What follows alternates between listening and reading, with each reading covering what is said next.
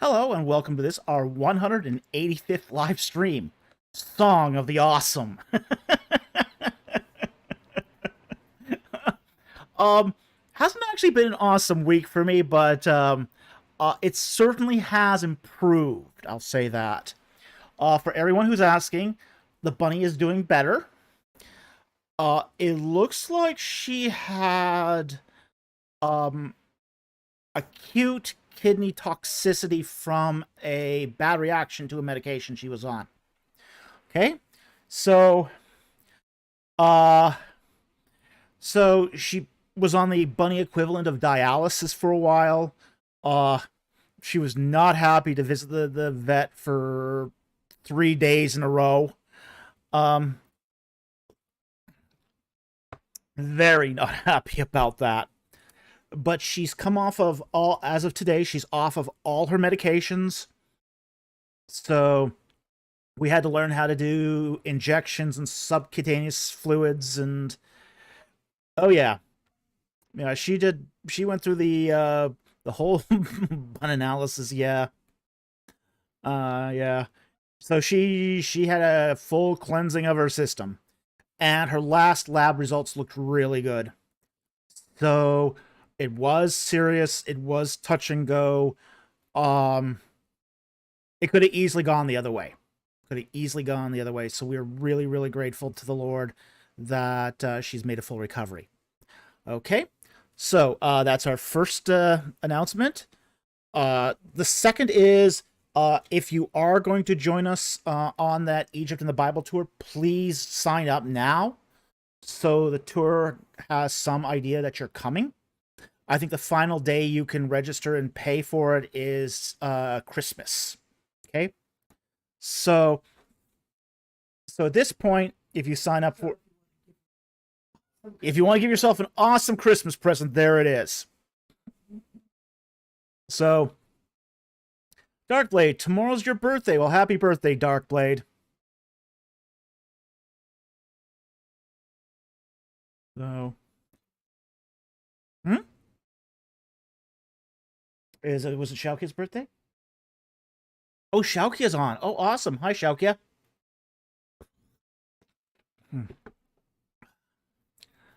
All right. Yeah, I'm a little bedraggled because of the week. The other thing is that the D&D game next Friday will be our D&D game, and we'll be at the Evangelical Theological Society annual meeting in San Diego. So if you're going to be there, please stop by and say hello if you see me wandering the halls. I'll probably be wearing a Velociraptor t-shirt or maybe Mr. EC or something like that. So you'll see all these guys in like neckties and suits. I'll be the guy in the black t-shirt. The black merch t-shirts.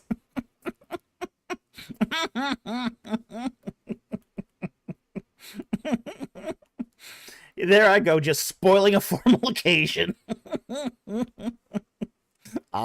Priceless.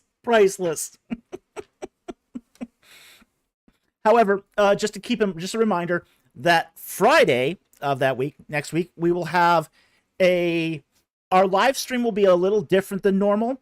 We'll be doing our D&D game. Now, there are places still open. We need to get your character sheet by Monday if you want to play. Okay? Just so we can print them off and have them on hand. Okay? So it's important that if you want to play, you have to register for it on our Discord server and supply us with the character sheet. Yes, Haystack, we are still open. I think we've got 2 people who have signed on so far. A full game roster is about 5. Okay, so we got lots of openings still. Oh yes, Mama. If you wanna join the D&D game, please do. Could we use last year's character sheets if they survived? Did your character survive last year? Yes, you can use last year's character sheets. The only thing is that we are going to be your clerics, or we're assuming that your clerics are going to be level 2. So everyone plays either a level 1 or level 2 cleric. So we have, to sign up, you have to go onto our Discord server, and there's a channel called Dungeons and Dragons, or D&D. Just sign up there, let us know you want to play, and submit your character sheet. Haystack Mine was the only one that died. Well, I mean, you did go after the the rabbit. I mean, come on. But you did die with style. Okay.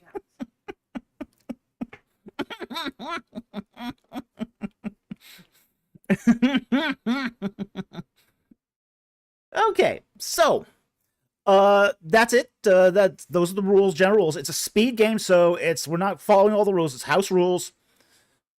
It'll be for the first hour of the live stream. Show up early before we'll be on StreamYard like about an hour before, just to make sure everyone is who's going to be there is there. And we're going to start at 8 p.m. sharp. Okay, so definitely, if you want to play, sign up on the Discord server and have your sheet done by Monday and upload it so I can print it off. Okay, so that covers all the announcements. The rules for the live stream are the same as always. Super chats have priority. That's always true. On every YouTube channel on the planet. Non-super chat questions, which we do take, have to start with a Q and a colon. If they don't start with a Q and colon, we assume they're not for us, and we might as well not. We don't see them. Okay. Only post your non-super chat question once. No question spamming. We catch a question spamming, your question's disqualified. If it's a verse from the Bible, please give us some context, particularly what book it's in, what chapter and what verse. This is really important because it wastes time for us to search for things. And then if you sponsor a super chat, only sponsor one question. And finally, only one question per super chat. No question packing. Okay, 10 questions in a super chat, we just can't get through. So if we, in that situation, we might just pick one and go from there. All right, so that's the rules. Looking forward to tonight. We got a lot of great questions set up. And our first non-super chat here is going to be from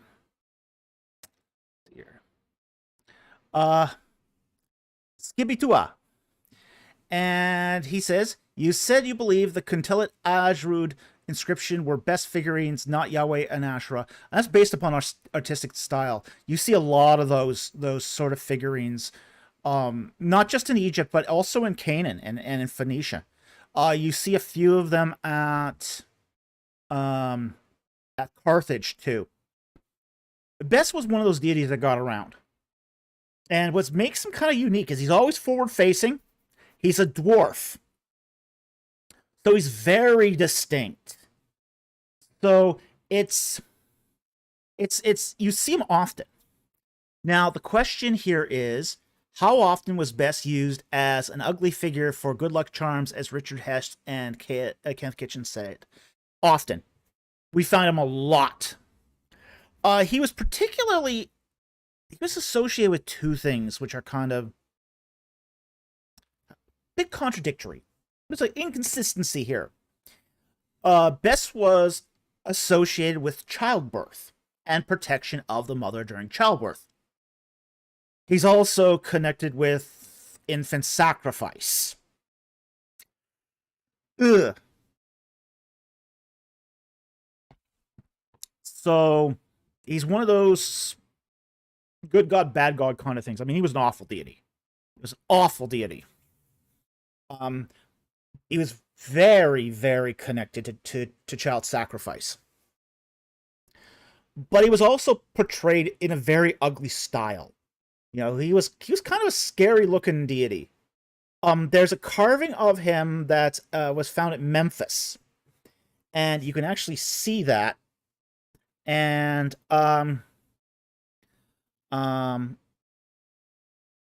so You look at the best figurine, and he's not a nice looking figure. Okay, he's got sharp teeth. He's carrying knives. He's carrying knives. So, um, yeah. Unfortunately, his worship was very widespread all over the Mediterranean. So, it wouldn't surprise me if the Kuntilit Adrud inscription was actually Bes. It looks like Bes. When I look at it, it very much looks like Bes, especially the second figurine. You got a tall figurine, and then you got a sort of a diminutive one beside it. And both are clearly males. They're both males. So the smaller figure looked to me like Bes. Okay? So there's no way to prove that because there's no superscription for the illustrations. But it just the resemblance between Bes and that figurine is uncanny. It's really uncanny. Okay, so I hope that answers your question. Thank you very much for the question. Very much appreciated. Okay, the next one here. Going to be from here. Bon. He asks, did ancient Egyptians ever have a habit of exploring old ruins, temples, etc. in their day? Especially younger ones. Younger temples or younger Egyptians? Yes and no. Okay. After a cult sort of ran out of supplies, particularly grain offerings and food, it generally closed down. All the wealthy stuff, valuable stuff, was moved out, and the building was just left to fall apart.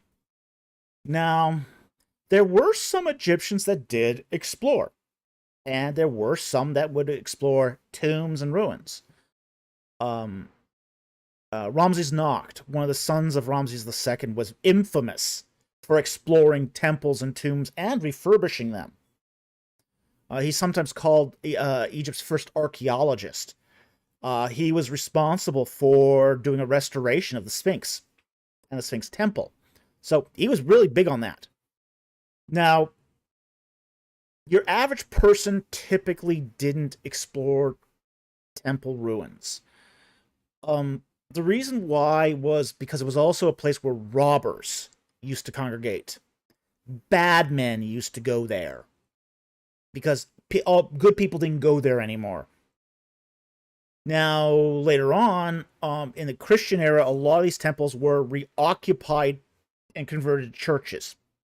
But a lot of them, that's because they had nowhere else to go.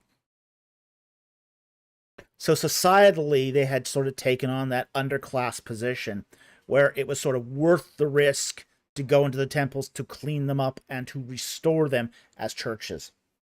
Okay? So, it wasn't a big thing to explore temples. Again, in some cases, it was even dangerous, like the Osirian in Abydos. The Assyrian was full of snakes. Full of cobras. To this day, it's full of cobras. That's why they don't let tourists down there. They've done this beautiful restoration of the Assyrian, and you can't go down there because it's full of snakes.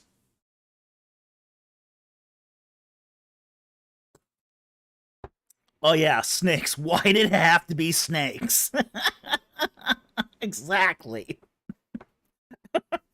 Well, that sort of that scene from Indiana Jones and the Raiders of the Lost Ark, where he falls into the Tanis temple and it's snakes down there, was taken from what they found at the Assyrian. So, Jimmy the Jew, you just need to bring Ibis with you.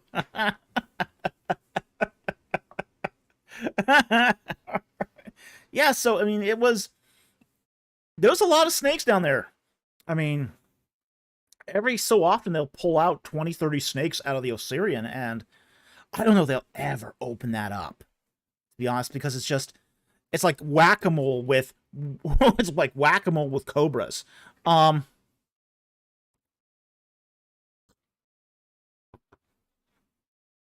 Jonathan Walker, cobras in Egypt? Nah, that doesn't sound right. Oh yeah. Throw some honey badgers down there. I was talking to an Egyptologist who worked in the Delta, and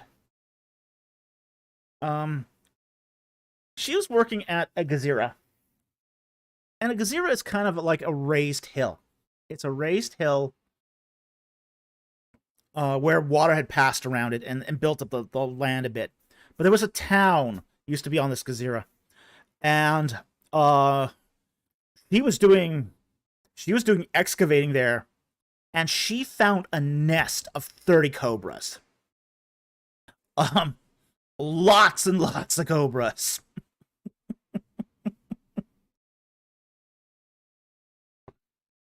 Yeah, just tons of them. And it made their excavation really difficult. Because you're actually not allowed to kill them. You're not allowed to kill them either. So it's just like, you do. I've never seen a cobra in Egypt. I hope to never see a cobra in Egypt. You're actually supposed to relocate them. Yeah, they're protected.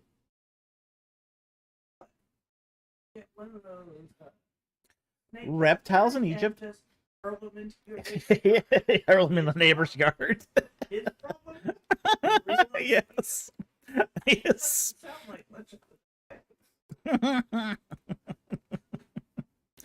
Yeah. Yeah, a long stick, some pillowcases. Yeah, then you don't do it by yourself. You don't do it on your own. You get a professional to do it. So, well,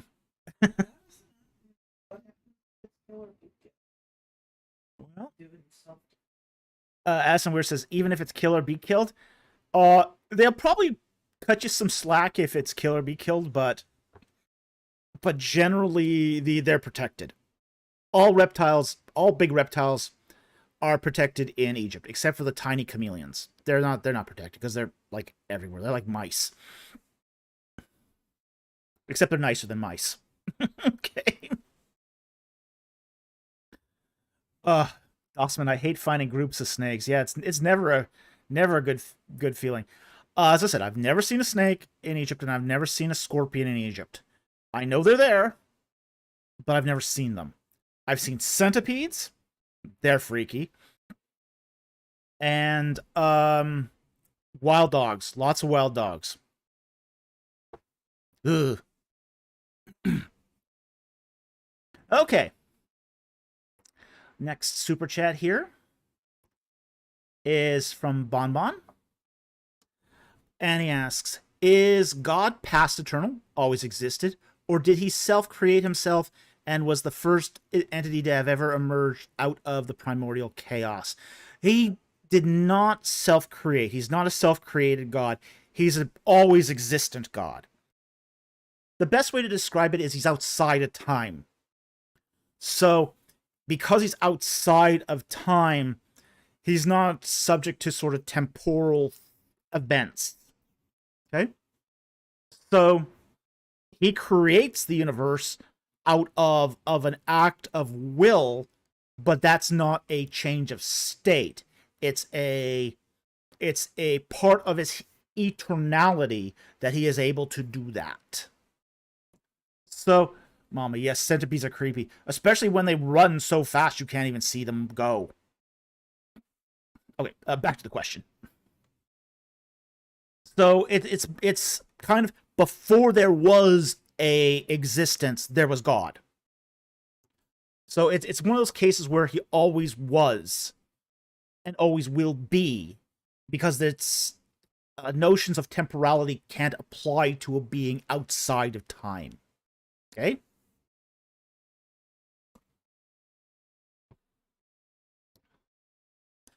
Jonathan Walker says, God is, never was, or will be.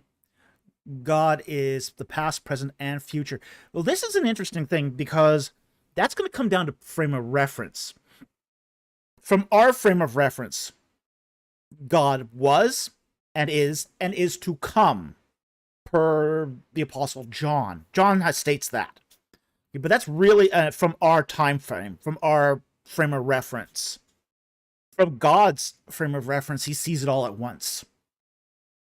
So it really depends upon the frame of reference, how these temporal descriptors work. Okay?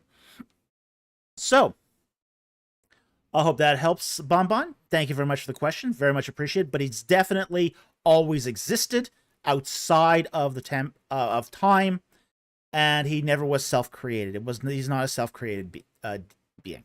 Okay? So, let's get to the super chats now.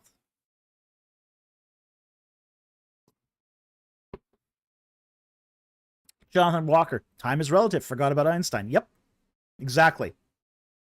There's some really neat implications about that, about relativity, though, and how we perceive time. So,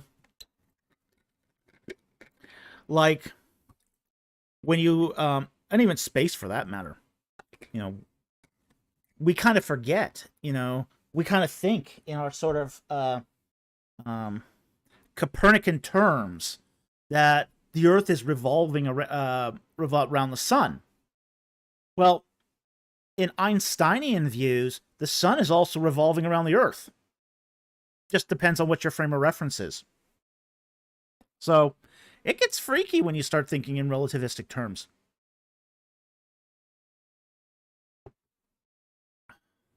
Okay, so hope that helps. Thank you for the question, and let's move on here. Our first super chat here is a thank you to Jack Ray, who gifted 10 Egypt and the Bible memberships. Thank you very much for your support of the channel. We appreciate it.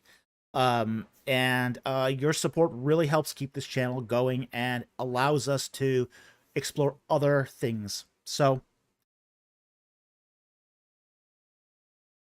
very, very much appreciate it. Okay.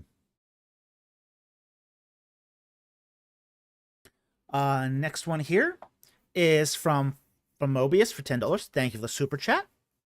And he says, according to Mohammed Abbas, Ramses II put loyal Sheridan warriors in Nakhtu forts. At least 2 Nakhtu were built along the way of Horus. Would Moses be correct to call it the way of the Philistines? Okay. What Moses calls it is actually the way to the land of the Philistines. Now, we do know that the Egyptians called it the Road of Horus. So,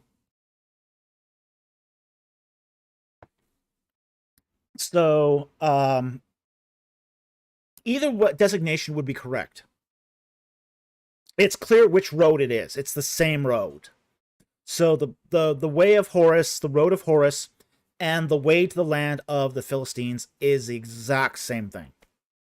So, the fact he put Sheridan warriors there kind of shows you how, say, the ethnicities started to shift. And Sheridans are one of the sea peoples. So, and there was many forts on there. You can actually go see a map of it on the side of the wall at Karnak Temple. Great big map.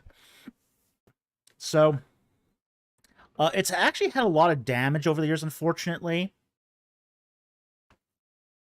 It got so exposed when they did the excavation at Karnak that the bottom half of the map has kind of fallen off, which is really unfortunate. But we also have a copy of it that was fortunately recorded prior to it dropping off. But it was also the part of the map that said Migdol. So it was a really crucial part of the map. Now, we are really lucky that we still have a picture of Migdol at Medina Habu. So there's no doubt that was still Migdol, but yeah, it's one of those maps because of where it's on the outside of the temple itself. It's not protected. So it's the outer wall of the temple. So it's one of those things that maybe potentially in 40 years might not exist anymore. Because it's just exposed to the sand and the elements. I don't think they can do anything to protect it, really. It's again, it's on the exterior wall. It's north facing. So it's going to get that wind from the north. They could possibly build another wall around it, but really, there's no guarantee.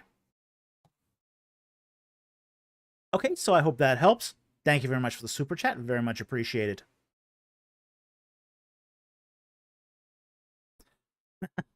Aaron Richard, $10. Thank you for the super chat.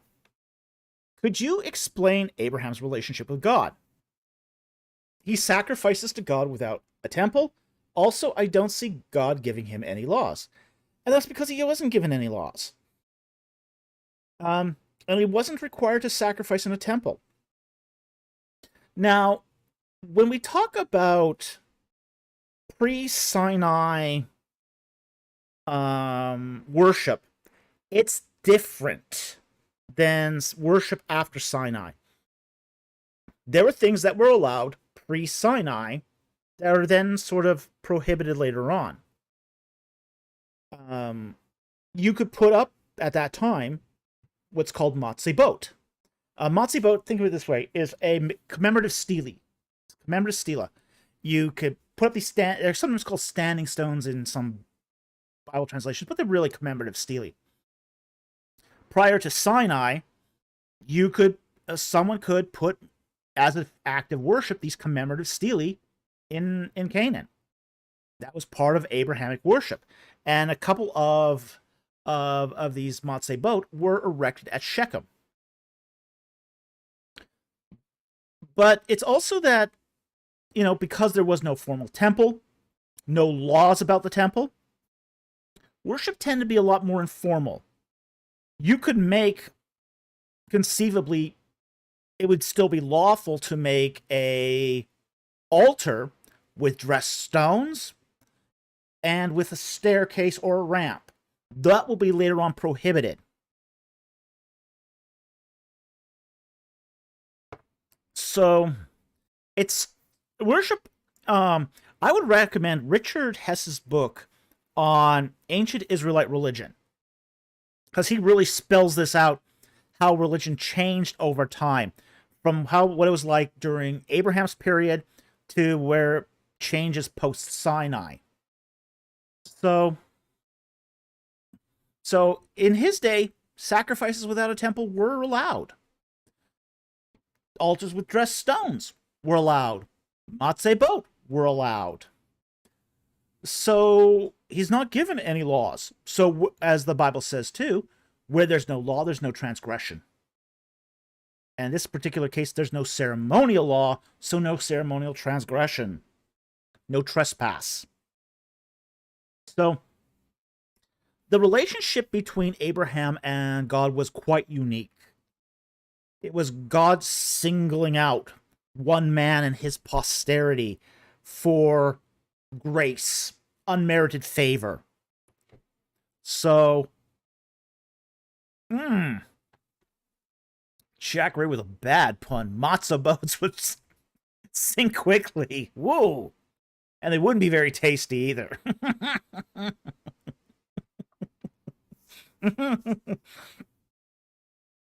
Yeah, so it's a unique relationship. It is very much a unique relationship. And God has a very special covenant with Abraham. It's odd. It's a suzerain treaty. God makes a suzerain treaty with Abraham. he's the only one keeping the provisions. Now, the way suzerain treaties works is your suzerain or king comes, conquers a city, gets all his vassals out, and the king says, here's the treaty for peace. Okay? You give me some tribute, you do these stipulations on the treaty, and I don't come back and crack skulls. And then everyone, they make these sacrifices, split the corpses in half, and every vassal walks between the pieces as a symbolic show that, hey, if you don't keep the provisions of the treaty, I'm going to come back and turn you like those animals. There's a real life or death threat associated with suzerain treaties. Okay? Now, Abraham's treaty with God is very unique. God makes the stipulations. God says, okay, Abraham, you cut the animals in half for the walkthrough. But what's so interesting about that is that Abraham doesn't walk between the pieces. God does.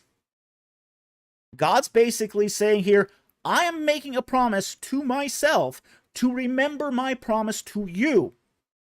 It's a one-sided covenant. You, Abraham, don't have to do anything. I know you love the Lord. I don't even question it. So I'm keeping this promise, and I am making myself subject to the terms of my own promise. It's a fascinating covenant. The Dark Blade. So basically like mafia extortion. Well, yeah, a lot of suzerain treaties were. Yeah, they basically, if you didn't pay the tribute, you didn't keep the covenant stipulations, yeah, they'd come back and they'd break your skull. Burn down the city, yeah, all that stuff. Okay. So I hope that answers your question, Aaron. I really thank you for the super chat, and I hope that helped. Okay, the next one here is from Asin Weir for $4.99. And he asks, does the Bible prohibit Christian YouTubers from interviewing false teachers? Per 2 John 10 and 11, and Revelation 2:20. All right, let's pull up let's take our Bible verses first here. And we'll go Revelation, we're already in book of Revelations 2, verse 20. And that's it. It says, I have this against you, that you tolerate the woman Jezebel, who calls herself a prophetess, and she teaches and leads my bondservants astray, that they may commit acts of immorality and eat things sacrificed to idols. Okay? And then 2 John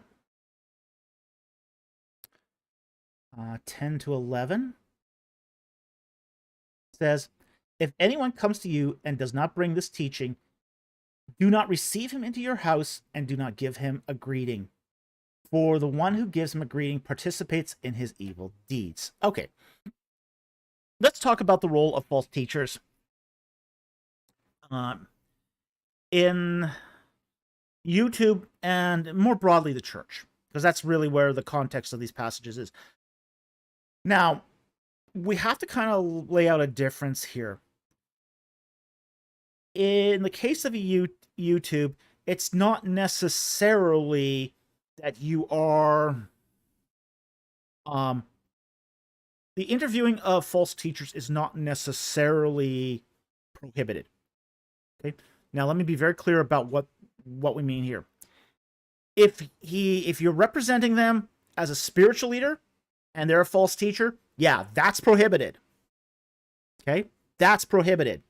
Because you're basically saying, hey, because of my standing as a Christian YouTuber, I'm endorsing that person and his spiritual leadership. That would be prohibited. But you might have a completely different reason for interviewing a false teacher. You might be doing it because to expose what he really believes.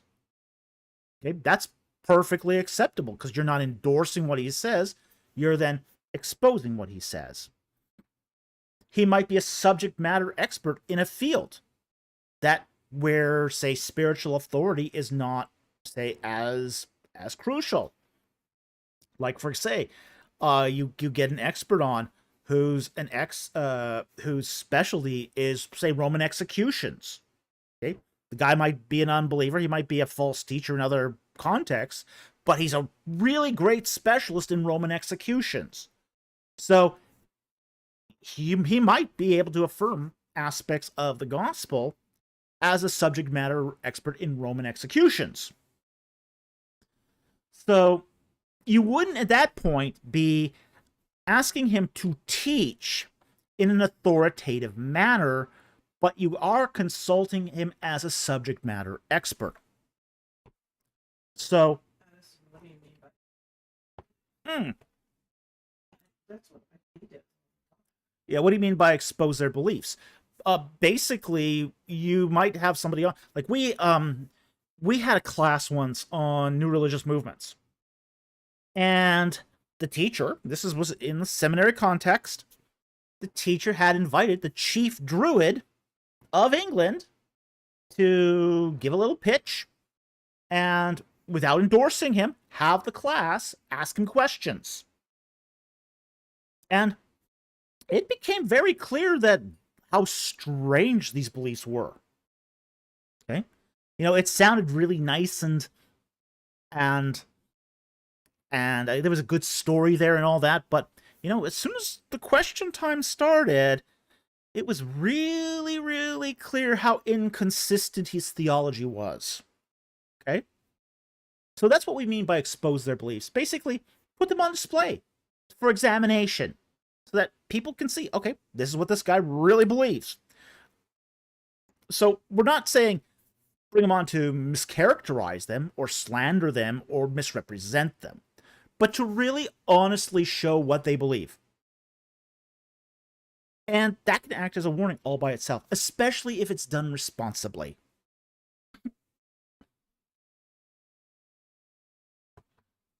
Okay, so hope that helps. Thank you for the super chat and thank you for the question. I really appreciate it.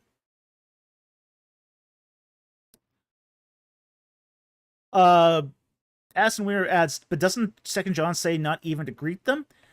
Yeah, that's a very special kind of greeting. That's the Cairo greeting.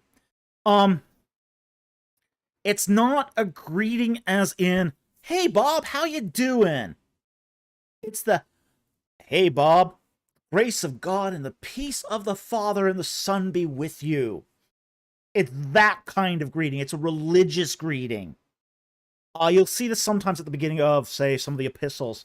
Let me see if I can find an example of a Cairo greeting here. Is it Romans? Romans, Galatians? Yeah, Galatians 1 has a Cairo greeting. Paul, an apostle, not through the agency of man, but through Jesus Christ and God the Father, who raised him from the dead, and all the brethren who are with me, to the churches of Galatia. Grace to you. There's that Kaira. Okay, grace to you and peace. This is verse 3. From God our Father and the Lord Jesus Christ. That's the kind of greeting that's being expressed here in 2 John. It's the, I recognize you as a brother in Christ kind of greeting. Not the, you're a ravening wolf kind of greeting. Okay? You're basically, through the Cairo greeting, saying, I recognize you as a brother. I recognize you as a brother. And, you know, everyone around me should recognize you as a brother too. A brother in Christ. Not a brother in humanity, a brother in Christ. And there's a difference. So there is that, so that whole greeting thing is there's special meaning there. It's pregnant language.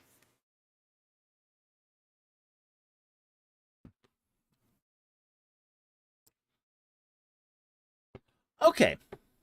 So I hope that helps. Thank you for the super chat. Very much appreciated. The next super chat here is from TBD for $5. Thank you very much for the super chat. Are there any Sunday school misconceptions about Daniel in the lion's den? There's a couple, yes. Not so much with the story itself, but there's a couple things about Daniel in general that tends to sort of drift through Sunday schools. One is the eunuch crush. Okay? And if you've been on this channel for any time, you know about the eunuch crunch. The implication here is that because Daniel was a eunuch, he had to be to serve the Persian in an administrative role. He would have been ineligible to go up onto the Temple Mount.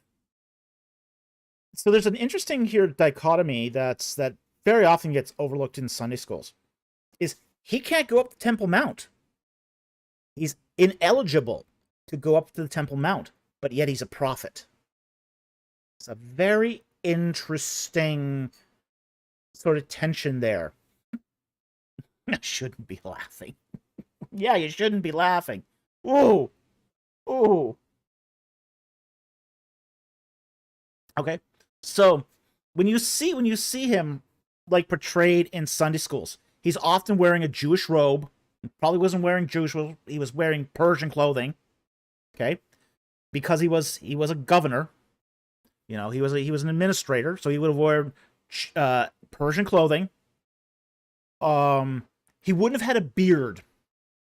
No beard for Daniel. Okay? Sometimes you still see him portrayed with a beard. Definitely shouldn't have a beard. Eunuchs don't have beards. Okay?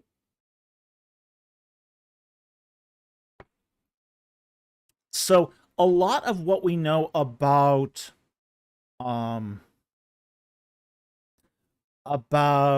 Daniel should be sort of shaped by that early life experience. But unfortunately, that sort of gets missed out of, say, the Sunday school propaganda. So I think that's probably one of the most important misconceptions about Daniel and his life. Was, yeah, he was a eunuch. Okay, so hope that helps. Thank you for the super chat. Very much appreciated.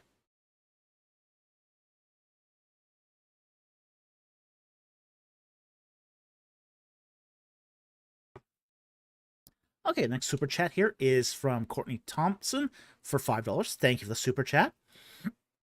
Any 2024 interesting, fascinating, or stimulating Egyptian archaeological finds that have been recently published? Any relevant 18th to 19th dynasty finds? You're just a week or two short of those. Okay. Most of these results are going to come out next week. Okay. In fact, this is the season. You write season just the wrong week. This is the season when all these findings are starting to get announced. It's winter break. People have finished, are going to conferences. You'll get there'll be some announcements at Hazor next week. ETS will have some announcements next week. SBL then after that. And then in March will be RC's conference. So essentially between that second, usually that's that second or third week of November, right through to the end of April is when all of these announcements are starting to start to come out en masse. Okay? Yep, it's the season to be announced. Absolutely. So we'll know more this week because I'm actually going to be going to some of these papers myself. I'm really, really curious about what Scott Stripling and Peter Van der Veen are going to be up to with their Mount Ebel curse amulet. That thing's falling apart, so I don't know how they're going to try to salvage this. But I'll spill the tea. I will definitely be spilling the tea. Mama says, and we have you, Dr. Folk, to give us the tea, and we'll be spilling it all over the place. Okay, so you're just a week short. As I said, in really soon, those results are going to be trickling out.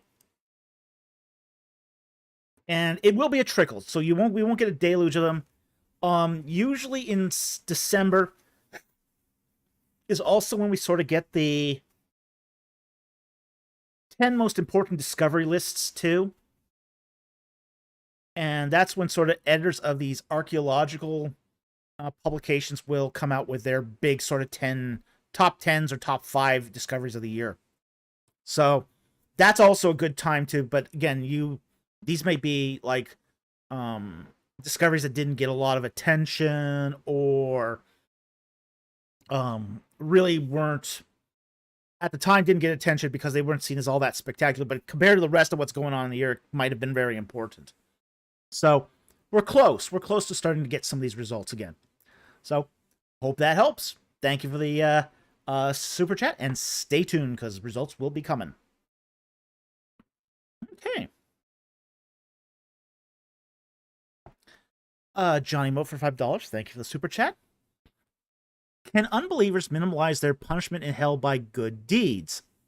See Psalm 62, 10, 11, Romans 5, 2, 5 to 6, Revelations 22, 11 to 14, and others. Thank you.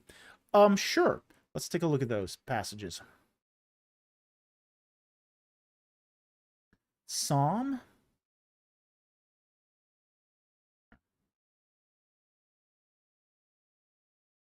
Okay, Psalm 62.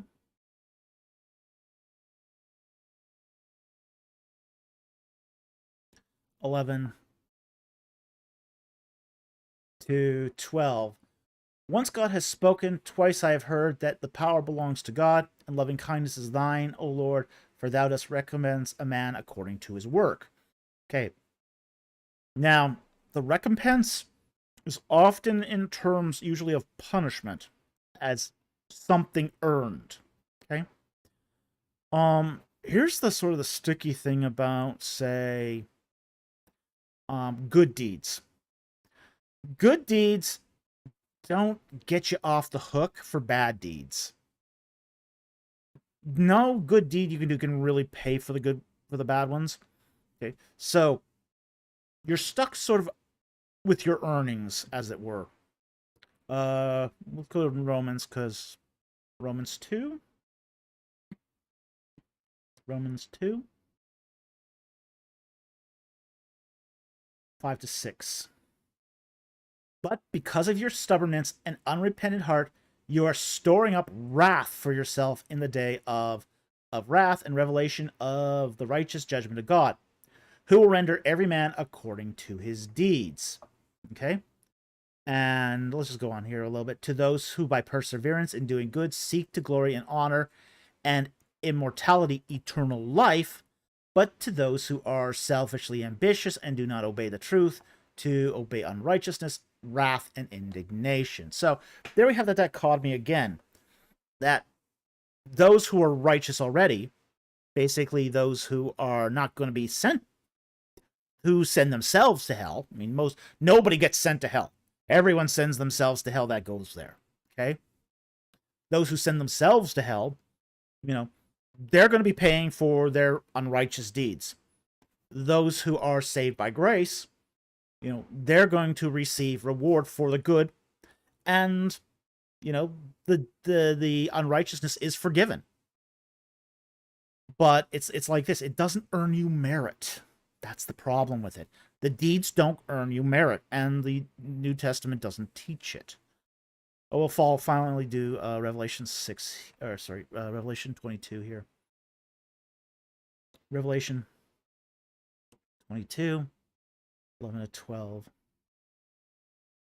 Let the one who does wrong still do wrong. Let the one who is filthy still be filthy. Let the one who is righteous still practice righteousness. Let the one who is holy still keep himself holy. Behold, I am coming quickly, and my reward is with me to to render to every man according to what he has done. Okay? And that could be, on the one hand, it could be if you reject Christ, yeah, you're going to have to pay for your own sins, per Jeremiah 31. If you follow the amnesty and you are saved by grace through faith, yeah, you're going to get rewards for your good deeds, prepared in advance. So, I don't think good deeds can minimize punishment in hell. But certainly, you can minimize your punishment in hell by not doing the bad deeds. Okay? Yeah, there's no parties in Sheol. Exactly. Yeah, exactly. There's no parties there. Says Jimmy the Jew. Yeah. So yeah, that's the thing is it's a division according to where you land within God's grace, and with what you've done with what Christ has presented to you. So yeah, you can't minimize your punishment in say hell by doing good deeds, but you can certainly minimize it by not doing bad deeds. Funny how that works. So just don't do it. Okay? Stop sinning. It's just going to be better for you. Okay? Stop it. That's really the only mitigation there is. It's just don't do it. All right. So Johnny Mo, I hope that helps. Thank you for the super chat. Very much appreciated. Okay, next one here is from AT Ministries for $1.99. Thank you for the super chat. Why were the Amarna kings scratched from history? 2 reasons. Atonism. Okay. Atonism was seen as a corrupt system of worship. And it was seen as a corrupt system of worship because it did not pay proper homage to the other gods. Okay? It was a monolatrous pantheism, essentially. So, anytime you worshipped a god that sort of ruled out the worship of other gods, the Egyptians were really uncomfortable with this. They were uncomfortable with the henotheism of, say, the Hyksos rulers. And one of the great crimes they said of the king Apophis was, he worshipped Baal to the exclusion of all other gods. So he was a henotheist. And anytime you've got a system of worship in place that sort of negated the worship of other deities, the Egyptians really didn't like that. They didn't care for that one bit. You could add all the gods you want. That's fine. But don't mess with the underlying metaphysics that makes worship of all gods possible. Okay, so that was the first thing. The second thing that got them scratched from history was systemic corruption. They were very corrupt. A lot of graft, a lot of bribery, a lot of shenanigans. So it was basically those two things. Systemic corruption and the metaphysics of atonism. All right? So I hope that helps. Thank you for the super chat. Very much appreciate it. Next one here from AT Ministries for $1.99. Does the tabernacle resemble Ramses II's war tent? Yes, it does. I think it's a little more complicated than that, but the war tent is a very good example of it, which is you had a tent within a tent. So you basically had this paneled tent on the outside, which was an outer cordon off or curtain. So there was a perimeter around it. And then he had another tent in the center. Okay? So it did very much resemble the tabernacle. But I also think the tabernacle, too, was more than just the tent itself, or even the structure of the tent. I think the tabernacle was that combination of ritual furniture plus the tent. So I don't think Ramses II's war tent would have represented a religious tabernacle, okay? A religious tent. But that double tent does seem to be something that is that sort of carries over into, say, the Israelite tabernacle as well. Okay? So hope that helps. Thank you for the super chat. Very much appreciated.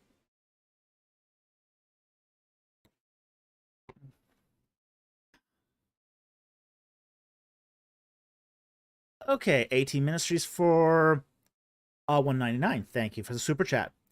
If Moses' name was likely Emshe, where's the Aleph? Well, there is no Aleph in either Emshe or Moshe. In the case of Moshe, it's a Mem, Sheen, Hey. Okay? So there's no Aleph in Moses. Okay? So that letter's not there. So in the case of Emshe, you have the Mem, which is the owl bird, and you have the pull character, which is the Sheen. And then the Hey just is an addition, basically a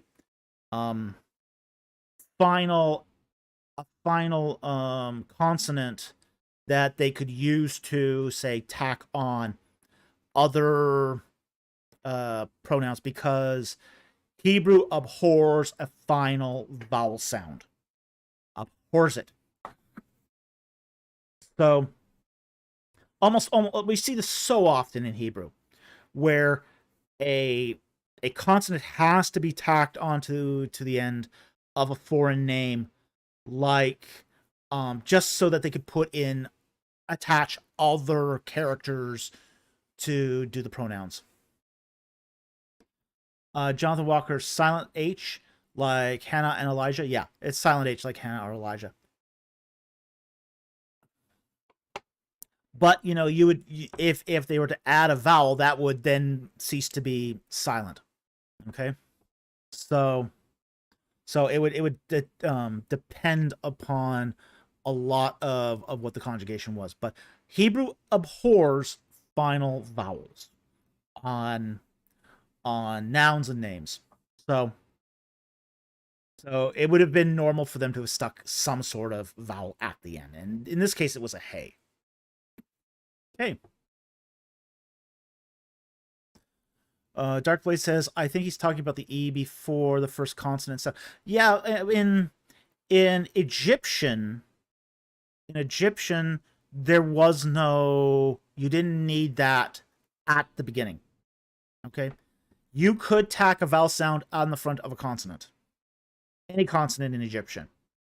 So then when Emshe could have even been, I mean, that's a standard Egyptian pronunciation, okay? Transliteration and pronunciation.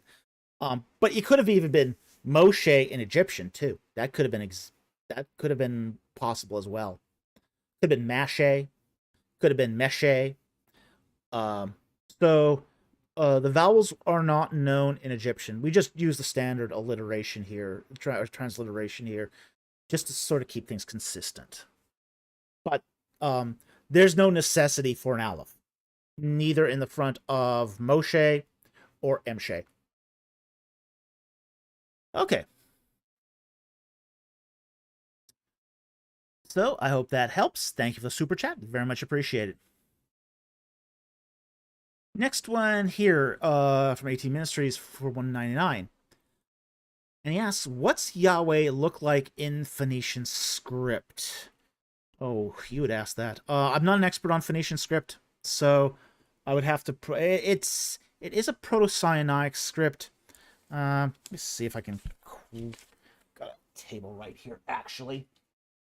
Very similar to the script we used for the Urim and the Thummim. So just give me a moment here. And I will... Where's my...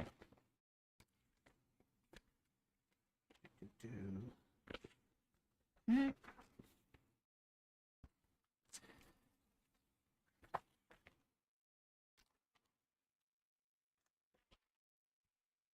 All right. Piece of paper here. All right. What would Yahweh look like in Proto-Sinaitic script? It would have looked like... by the way, in Phoenician, it can go, I believe, in both directions, right to left, left to right. I'll just do this one left to right. Okay.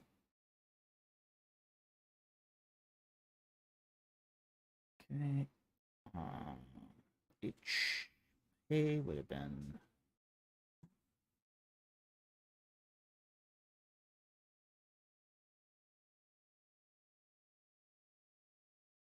And we need a Bob. Bob.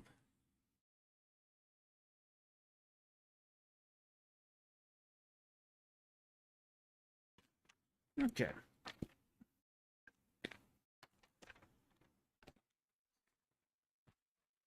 Would have looked something like that. Hey. Sorry, Yod. Sorry, did I do that right? Oops, I didn't do that right. Oops, sorry, never mind. Got that wrong. Dang it. Yeah, it's been that kind of week. Totally been that kind of week. Try this again, David. Try to get it right this time. Yeah, it's been an awful week. Alright, try this again. Let me see if I can find a piece of paper now. I haven't, like, totally messed up. Alright, let's see. Ah.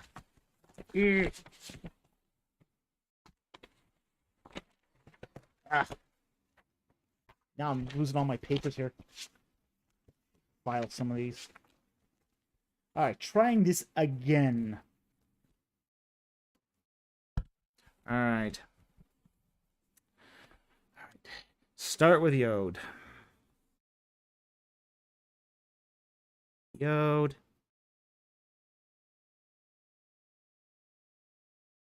Hey. Vav. Hey.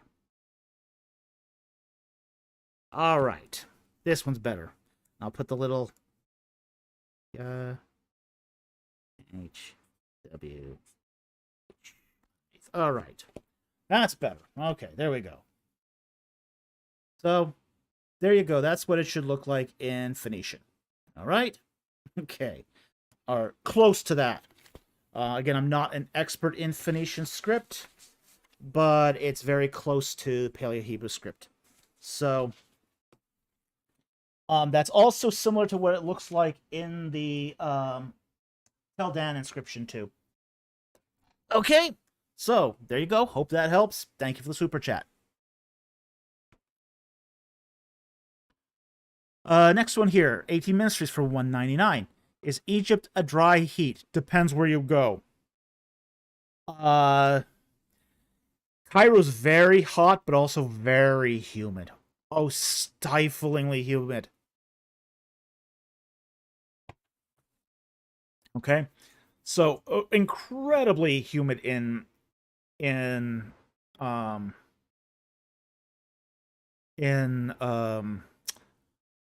Cairo. Just miserably humid.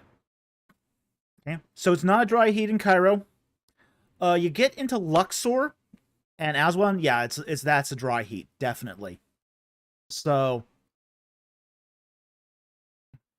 and then you're just baking. You are baking. So it's all going to depend on where you are in Egypt. Some places is going to be hot and muggy. Some places is going to be hot and dry. I prefer the hot and dry myself. As I said, Cairo can be absolutely stiflingly hot and humid. So, hope that helps. Thank you for the super chat. Very much appreciated. AT Ministries for 199. Thank you for the super chat. How do you make a D&D 2e character sheet? Okay. Just first of all, get yourself a template off the net. There's dozens of them. Dozens of them. So there's a lot of D&D character sheet templates out there. Just get one. Do the rolls for the statistics, and then sort of fill in your spells. And they're pretty much done. Character class is going to be a cleric, and it's actually really easy once you start doing it. Your character stats, the main ones are going to be in the big boxes, not the little ones. Okay? Just keep that in mind. Little boxes are for saving throws. Okay? So, I hope that helps.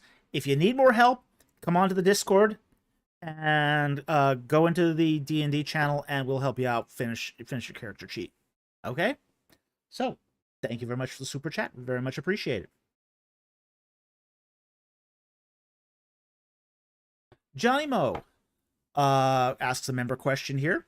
Those who support the limited atonement view say unlimited atonement logically implies all will ultimately be saved. Do you agree with that notion? No, not necessarily. Unlimited atonement does not imply universalism. Okay? It does have other implications, though. It does have the implication of double jeopardy. So it's kind of like, well, Jesus paid for all the sins. Okay? There are people out there who believe in unlimited atonement who don't believe in universalism. Arminians are like this. There's a lot of Arminians out there that believe in unlimited atonement, but also do not believe in universalism.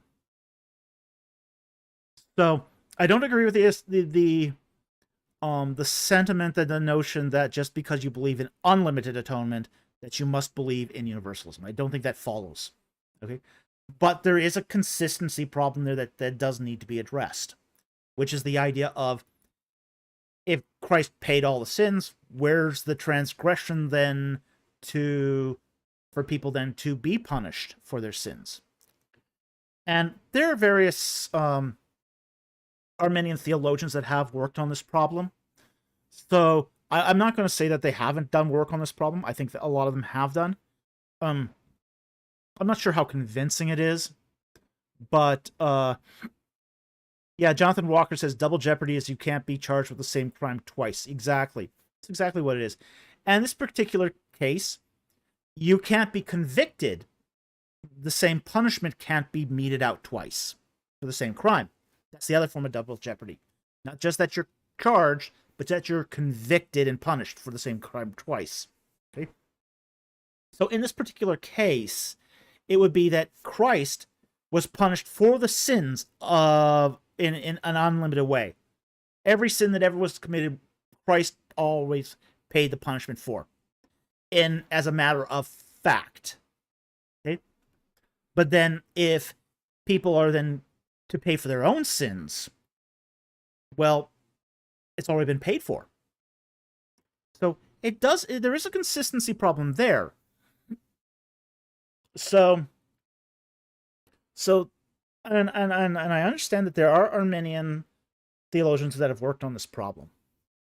I haven't seen anyone yet that's given me a really satisfying answer to it, but I also know that a lot of these Arminian theologians don't believe in universalism either.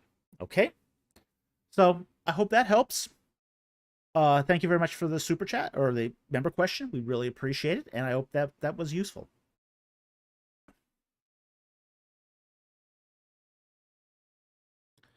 Okay. 18 ministers for 199. Did everyone write today?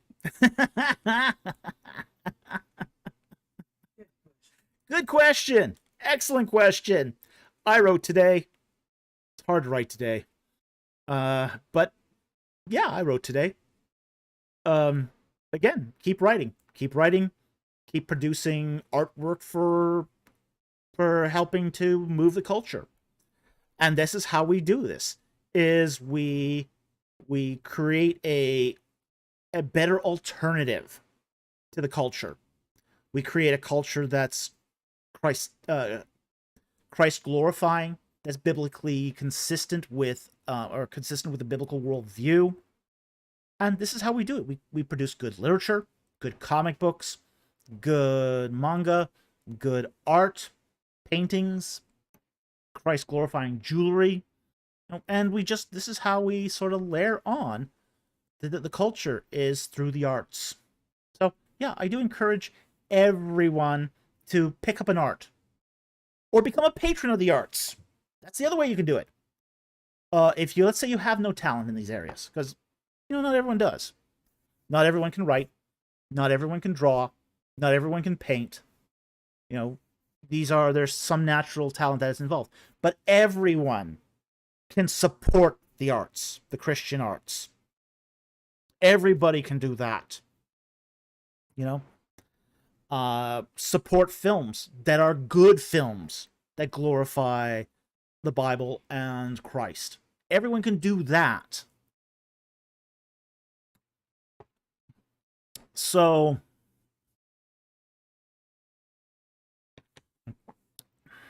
I think it's one of those things where everyone can participate in the arts in some way. We're going to be publishing our fiction. That's probably we're probably going to start the pre-sales in January. You can support it that way. Tell other people about it. So there's a lot of ways you can support the arts. BC, become an investment banker and support Christian comics. Absolutely. Yeah, absolutely. There's a really good very good Christian comics out there now. So do support them.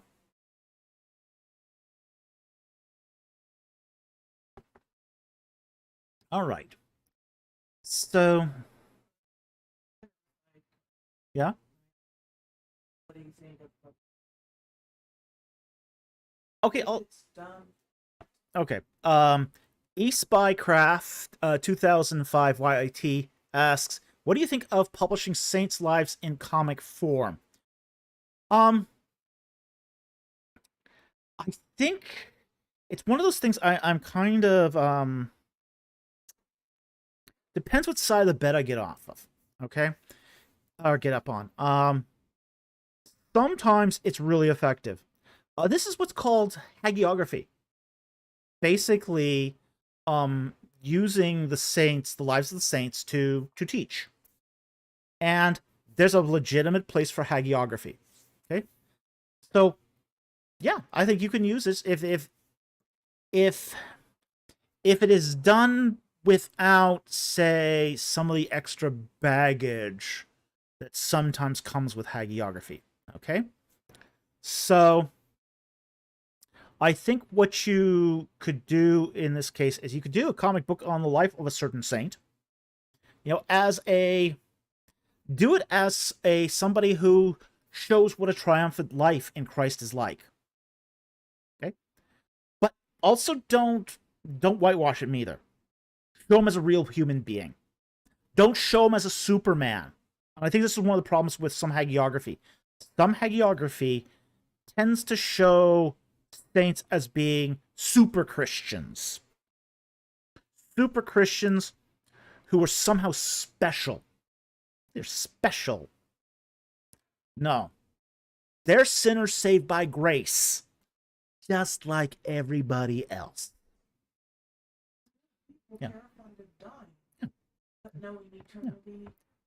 They were real people terrified of dying, as my producer just said. They were sinful human beings who struggled with the flesh, like every human being. Show them honestly. Show them honestly. Like the Bible depicts figures in the Bible. The Bible doesn't depict, say, the characters in the Bible as superhuman, except Christ. But he's different. He's an incarnated deity. Okay? But everybody else is shown with not much whitewashing. Moses is a murderer. King David is a murderer. Okay? These are not... Solomon was an idolater. There's a lot of You know, Peter even sins in a very sort of spectacular way in one portion of the epistles.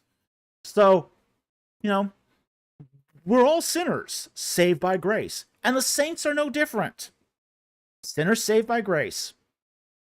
So I think it's perfectly acceptable if you want to portray the lives of saints in comic book form. I think that's fantastic, but do it responsibly. Don't predict them. Don't show them hovering in the air. Okay. With lightning coming from their fingers. Okay. Okay. We don't want to predict them as X-Men, okay? Super Saint X-Men. Yeah. DC asked at 9:20.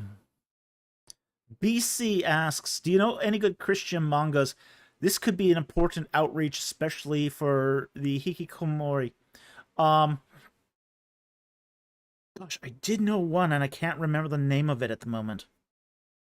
Gee, I have to look it up. I'd have to look it up. It's been a long time since I've looked at Christian manga. As I said, I'd have to look it up. I know there's some out there. I've heard of them. I've read snippets of some of them. They tend to be more produced by American manga artists, and there is now a thriving market of American manga artists. So it's one of those things where I think that you can go there, and I think there are some, but I just can't remember what they are off the top of my head. Okay. So, next one here. JCM for $5. Thank you for the super chat. Is it unholy to take medication during pregnancy or birth? Okay. I'm presuming that this is a reference to, say, the curse. Okay? The curse in Genesis. Now, there's two ways to take this question. Is pain natural, and therefore are you avoiding the curse by taking pain medication? Or conversely, is it efficacious to take pain medication during pregnancy or birth? Now, this was a debate that was really hotly discussed in the 19th century when analgesics first came out. There were like if you went to a dentist in the 19th century, they would pull your teeth, and a lot of dentists objected to using ether because you were supposed to feel that pain. That was part of the natural cause of the curse that God placed on mankind. Yeah, this was a huge debate in the 19th century. Huge. Now, fortunately, the curse is not prescriptive. It's descriptive. Okay? So, it's telling you the consequences of the fall, not saying that you have to go through it. Okay? So I'm going to answer both of these questions because I think they're both important. Now, is it efficacious for somebody who, during pregnancy or birth, they receive pain medication? Yes, it is efficacious. It has been clinically been shown to be safe and effective in the delivery process. We do know now with modern pharmaceutical testing that neither the mother nor the child are severely negatively impacted through the use of pain medication. So it's safe and effective. Okay. Now, the question of whether it should be done will then lead to the other questions too. If you try to make that standard that mothers should experience pain in childbirth, well, then farmers should be tilling the field with their hands. No tractors for you. No horses to draw the plow. You got to get in there with your hands and do it. Okay? So if you want to have the one, you got to have the other two. And I don't know any farmer that's going to go digging through the dirt with his hands to plow the field. Okay? So it very much becomes a one-sided debate and a hypocritically one-sided debate at that point. So we generally understand these passages in Genesis 3 to be descriptive, not prescriptive. Okay? So I don't see any problems with taking painkillers, either during pregnancy or birth or in the dentist chair. Okay? All you need to go is through one really rough wisdom tooth removal to permanently cure you of that notion. Okay? So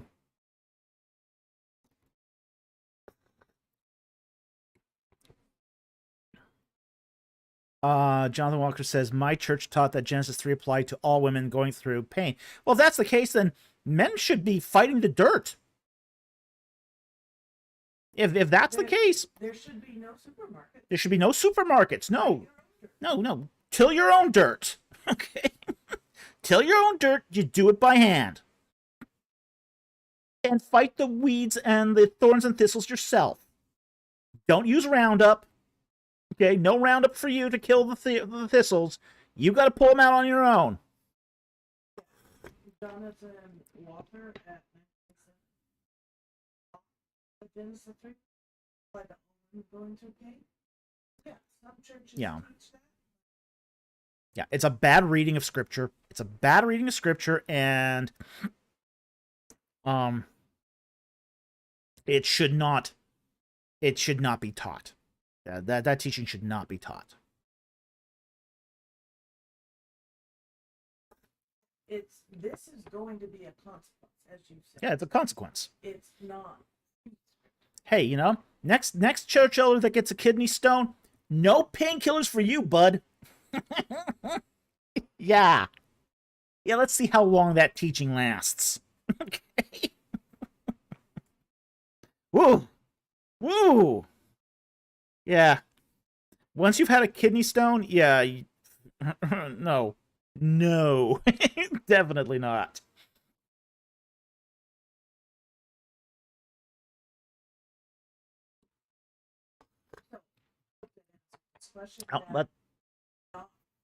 Don't have to. Yeah. Yeah, so I hope you, yeah, there's no here call to continue suffering. It's a description of what's going to happen, not a prescription that you need to go through it. Okay? All right, here's the next one. From JCM here for $5. Thank you for the super chat. And he says, how is this talking about different kinds of angels in Ephesians 1:21, dominions, virtues, principalities? I don't think it's virtues there. What did I do with my paper now? Just, probably stowed it away by accident.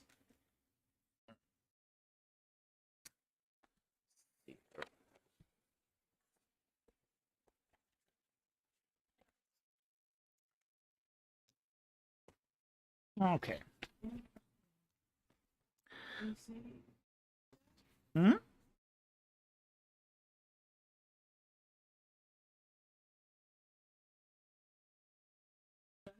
I don't think that's a correct take either, but we won't go into there. Okay, let's talk about Ephesians 1 here. Our Bible. Ephesians chapter 1, verse 21. Okay.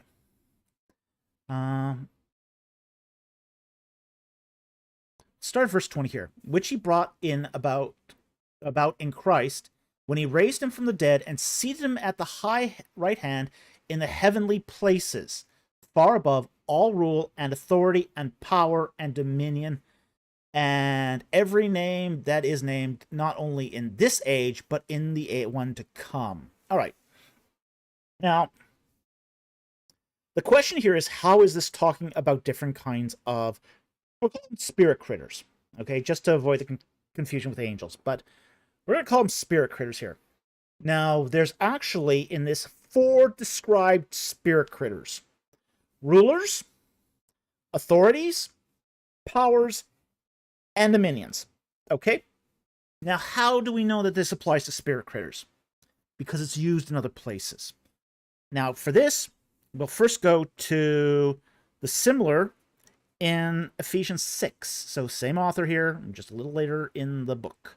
Ephesians 6, verse 12. Okay.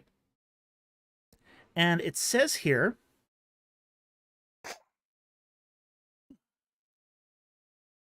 for our struggle is not against flesh and blood, but against, there's this rulers now. So we've got rulers here. Okay, rulers against the powers. So that's 2 out of the 4. Rulers and powers against the world forces of this darkness, against the spiritual, the spirits of wickedness in the heavenly places. Okay. So we've got 2 of the 4 mentioned here and later on in Ephesians 6:12. Okay. So the rulers and the powers, those are spiritual entities. Okay. But we're not done here, because it's also mentioned in other places too, like Romans 8. So in Romans chapter 8, we get, I think it's verse 38 here. 38.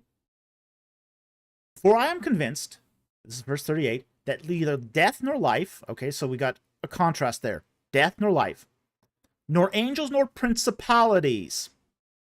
Okay, so there's that arche, that's the same word as rulers. Okay, so no angels nor rulers. So the 2 are connected here. They're joined here in Romans chapter 8. And finally, we got like 1 Peter. And 1 Peter says in chapter 3, verse 22,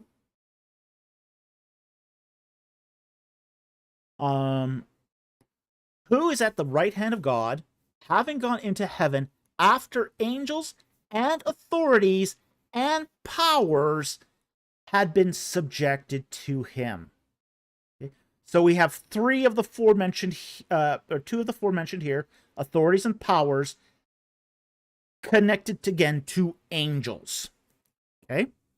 So it's one of those things that it's a contextual thing. While Ephesians 1 doesn't explicitly call these angels or spirit critters, we'll just use the spirit critter thing here. So while they're not explicitly called spirit critters in this text, okay, far above all rulers, authorities, powers, and dominions, they're called this and attached to the spirit world in other places. So they are identified as spirit critters in other texts.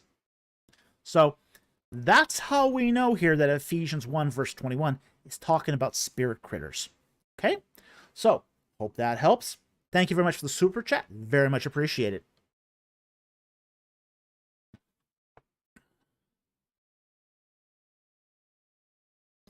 Okay, JCM here for $5. Thank you again for the super chat. What's the meaning behind Jude using a quote from 1st Enoch? Okay. Now, a verse would have been really helpful here, but I'm assuming you mean Jude verses 13 and I think 14? Jude. No, 14 and 15. Okay, so this is the quote from 1st Enoch here.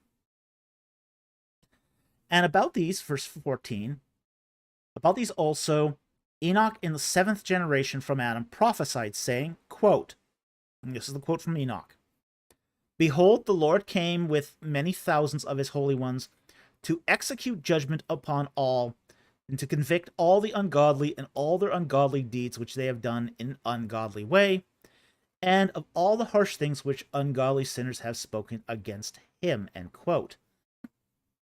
Okay. Now, the meaning of the text is pretty straightforward. God's coming back. He's coming back to judge the living and the dead. Okay? Against all ungodliness and all unrighteousness. Okay? Now, this is one of those places where I don't think Jude necessarily had to quote Enoch here, but I think it was one of those things where it really sort of covered the territory well. We see, for example, in 2 Peter 3:7, that it talks about Christ coming back and judging the world in fire, judging all unrighteousness in fire. So Jude and Peter are writing at roughly the same time. So it's possible that Jude could have been written before 2 Peter, and then just, if 2 Peter had already, that text had already existed, Jude could have used that. But I think what Jude did was he had a quote that really sort of drove the point home, which was how do I say this? It's a truism. It's a truism. Jude here is basically expressing a truism. So I think the Jude is very comfortable quoting first Enoch because it's invariably true that God will return and convict the ungodly of all ungodly deeds done in ungodly ways. Okay? So it's one of those things where it's floating around the culture. It's not inspired. It's not inspired because it's a pseudepigraphal book, but it's also one of those things that's invariably true also. So Jude here does not have to basically say that, Jude is really, this was written by, say, Enoch, but, he's using this as a truism and just sort of setting the stage out in verse 14 for that truism. So I hope that helps. Thank you very much for the super chat. Very much appreciated. Bubble Machine. Mama has tried to join Discord every time, but every time she tries to send a message, she's blocked. Why is she blocked? I don't know why she's blocked. Send me a DM on Discord. We'll try to get this fixed. We'll try to get this fixed to get her on, because I'd love to have her on the Discord. We'll see what if there's a problem going on. I'll get one of the admins to look at it too. Okay. This is the first time I'm actually. Her Discord is Mama411. So just a second, Mama411. See if I can send her a message.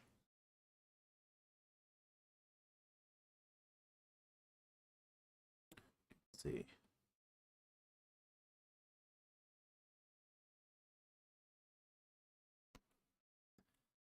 Mama.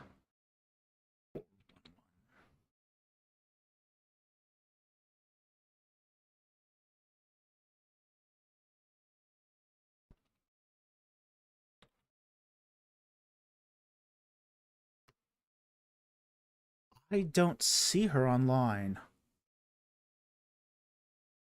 No, I'm not getting anything for her. Are you sure that's the right handle for her? Because I do not see her user account.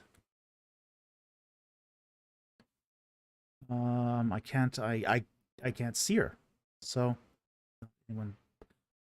Okay, I only have one person blocked, so she's not blocked by me. Okay, we'll figure out what's going on afterwards. Uh, yeah, Bubble Machine, contact me on Discord and we'll figure this thing out. I just can't see her at the moment for some reason. Okay, let's get back here.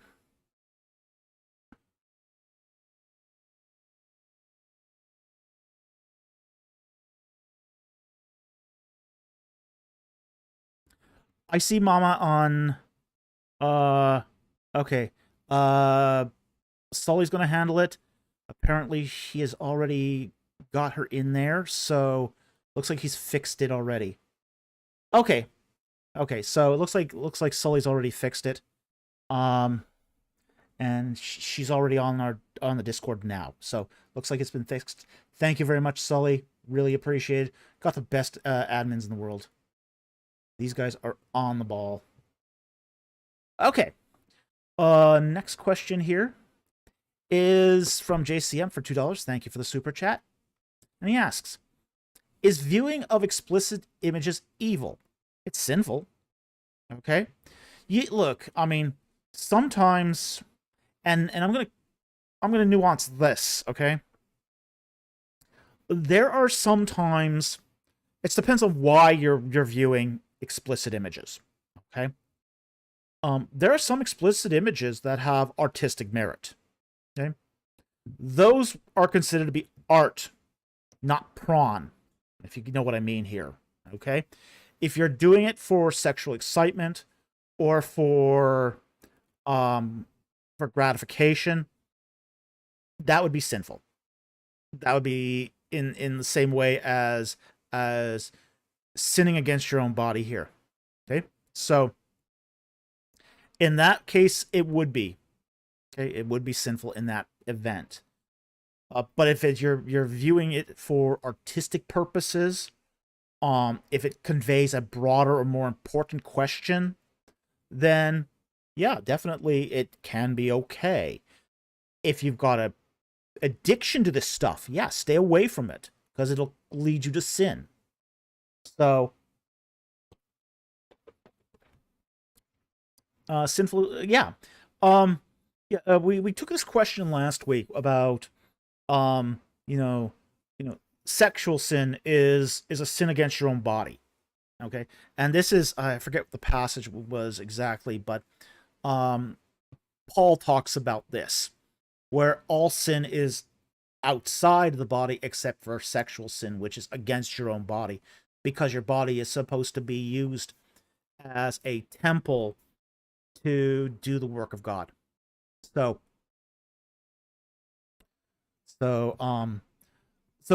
circumstances are going to matter here, but generally it's a good idea to stay away from this stuff, because there's no profit here for you.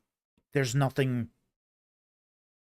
there for you to gain. Okay? All sin is like this. It's all loss in the end. It's not a new agey thing. A bonbon. It is an illustration. Okay? It's a matter of that when we are bought by the blood of Jesus Christ, it's not just our soul that gets bought, it's our body too. Okay? The person gets bought. The person is redeemed. The person here, his body and soul. Okay? So it's both. Christ redeems both. And because he's redeeming both, he's paid for you with a price, and you should be using your body for things that glorify God. So it's not a new agey thing. It's the Holy Spirit. Yeah.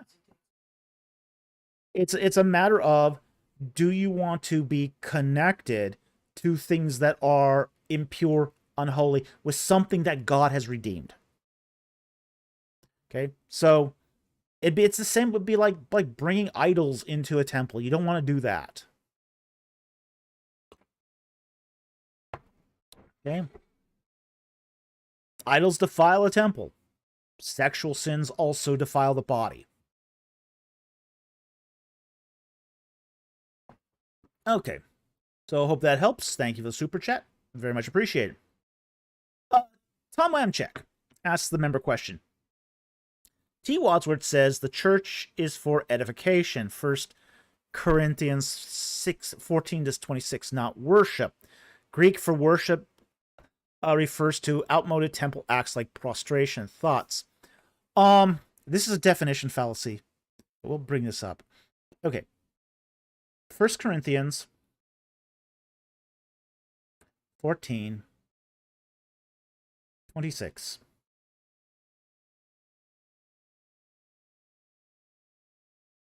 Okay. We'll start at verse 24 here. But if all prophesy, an unbeliever or an ungifted man enters, and he is convicted by all, and he is called to account by all, the secrets of his heart are disclosed, so that he will fall on his face and worship God. That's proskuneo, declaring that God is certainly among you. What is the outcome then, brethren? When you assemble, each one has a psalm, has a teaching, has a revelation, has a tongue, has an interpretation. Let all things be done for edification. Okay. Now, it is true that church is primarily for the edification of the body of believers, but not. It's a restrictive view. I think Wadsworth here has a restricted view of what edification means. So what he's done is he's reduced the scope of the term edification to just what's profitable for people. Well, that doesn't eliminate worship. That doesn't eliminate worship. So he's got a scope problem here. Okay. And I think that's very, very problematic with how he's reading this passage, because he's narrowed down the scope of what it means for edification, when actually verse 26 is making it very broad what edification means. You know, a psalm. What was a psalm? It's a song of praise. It's a form of worship. Teaching. Well, that can be used in context to worship as well. Has a revelation, has a tongue, has an interpretation. You know, these are aspects of teaching and preaching and worship. So I think he's created a scope fallacy here, where he's limited the scope of edification way, way too narrow.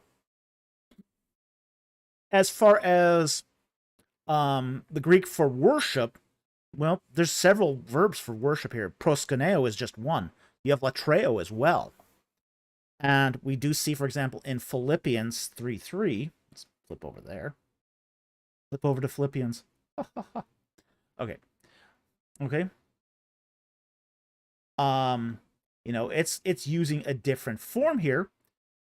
It says here, but beware of the dogs, beware of the evil workers, beware of the false circumcision. For we are the true circumcision, who worship in the Spirit of God and the glory in Christ Jesus, and put no confidence in the flesh. Worship is presumed. This is latruo. Okay? Now, I think what I think is so interesting about this is that prostration is actually more connected with latreo than it is with proskuneo. So I don't think Wadsworth is right here. I think he's limited the scope here of worship so dramatically that he's sort of making worship unfeasible, when it's really clear that Christians, the early church, worshipped. They worshiped. It was just assumed. People went to temple and went to church. Why do they do that? To worship, to praise, to bring glory to God. So, yeah, I don't think much of his view here. And I'm assuming that that view is being correctly spelled out here. But But I think this is a scope fallacy, is what it is. It's a narrowing the scope of to eliminate possibilities, and I don't think that works. All right. So hope that helps. Thank you for the question. Very much appreciated.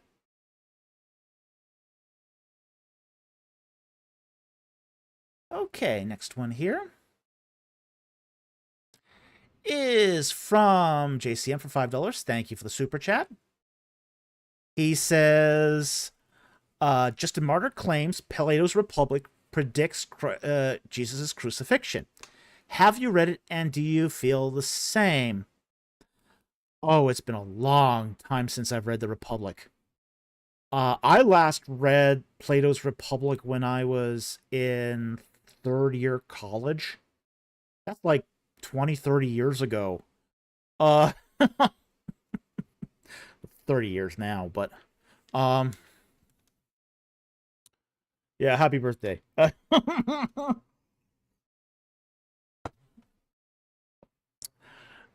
So yeah, I can barely remember what Plato's Republic read. It's been so long since I've read it. So I can't remember there was a passage. I do remember that there was a passage that sort of anticipated Christ's crucifixion, but I don't remember it off the top of my head. It says it's been so long since I've read it. So, but I do know that people did read a lot of Platonic philosophy back then. It was well distributed. The Pythagorean school of philosophy was the science of the day. It was everywhere. And you get copies of Plato, Aristotle, Pythagoras all over the place. All over the place. And Plotinus, there was a lot of them. That was a very, very influential school back then. So much so that you find more references to Greek philosophers in the Church Fathers than you do to the Apocrypha. Really, it's really uncanny how much Aristotle and Plato are quoted in the Church Fathers. It's just staggering. Staggering. So if you want to get some sort of idea of what the early Christians were reading, read the Republic. Read Plato. Read Aristotle. Read the Nicomachean Ethics. Read the Gorgias. Those are what people are reading in the first centuries of the Christian era.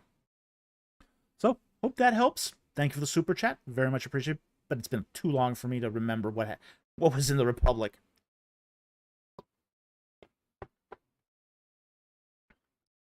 Bonbon says, as far as I know, Aristotle wasn't even big among Greeks and Romans until the Roman era. Oh, he was big. Okay. Yeah, he wasn't as big as Plato. I mean, Plato was the guy. Okay. But he was still big. And he is quoted in the Church Fathers.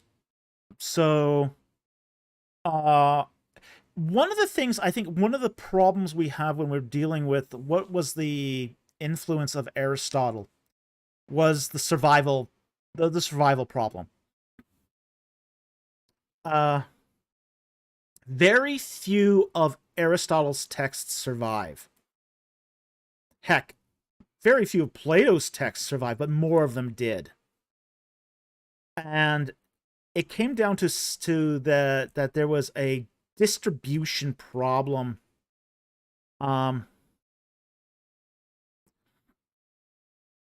In say between Aristotle and Plato. There were more Plato's dialogues out there, and actually collected by two students. Okay, Socrates' dialogues were collated by both Plato and Xenophon. So there we had two writers who were doing this. So it just didn't get the distribution. So because it didn't get the same sort of distribution, it didn't survive as well through the Middle Ages. Because it didn't survive as well through the Middle Ages, a lot of Aristotle's writings sort of dropped out until, say, Bede. And this, I think, gave the wrong impression that Aristotle wasn't as big among the Greeks and Romans. I think what was more the case, and the more I read of Aristotle, I see Aristotle as really the next extension, the next step to Plato, not a complete repudiation of Plato. And I think a lot of people in the Middle Ages thought Aristotle wasn't as big because that repudiation that they expected when reading Aristotle wasn't extant in, say, amongst the church fathers. From what I've read, and I'm no expert on Greek philosophy, and I certainly haven't touched it in decades, but the more I read of Aristotle, the more it looked like Plato, honestly. Once you sort of understand sort of the nuance of Aristotle, it looked more like Plato more and more you read it. So I think under those circumstances, I think what happened in Greek and Roman writing is that they just quoted Plato because he was the authority. Not that Aristotle was any different. There were things about Aristotle, though, that people did quote that frequently, like the Physica, the ethics. These were things that were much more quoted from Aristotle that were very big. They were very big amongst Greek and Roman readers. They just didn't sort of creep into, say, what we'd call political philosophy. I think one of the reasons, too, why Plato was seen as bigger was because a lot of the writings that were preserved from the Greek and Roman period were political writings. A lot of them were political writings, like Seneca. Okay? So, Seneca and the political writers tended to go for more political philosophy than they did go for ethical philosophy or even natural philosophy. So, I think this is one of the reasons, too, why amongst Greeks and Romans you see more of a liking of Plato than of Aristotle. Whereas, say, amongst the church fathers, you see it more evenly distributed. Because in early Christian writings, there are church fathers that are going to have an interest in natural philosophy and ethical philosophy and that sort of thing. And those people will quote Aristotle. They'll definitely quote Aristotle. Because Aristotle has more to say on those matters than Plato does. Political philosophy is going to matter, but it's a little less prominent among early Christian writers than it is, say, going to be amongst, say, Roman and Greek writers. Okay? So, Bonbon replies here. Interesting they never broke out of Aristotelian and Platonic frameworks, though. Yeah, it is interesting, actually. There is a real logic, though, to Aristotle and Plato. Real logic to it. So I can see why they didn't break out of it. That doesn't really surprise me. I mean, if you follow the discourse, it makes sense.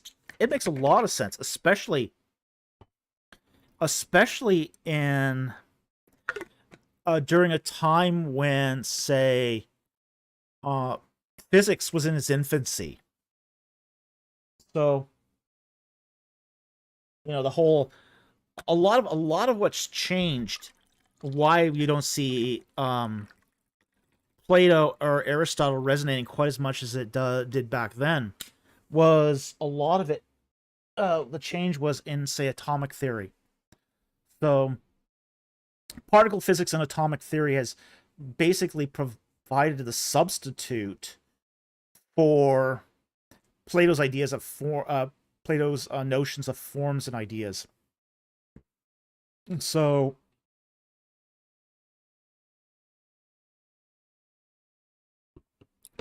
So, but it's rigorous. It does have, and it still has some applications today. Can't remember off the top of my head, but I've heard people use it in some not just ethical applications, but in real sort of say more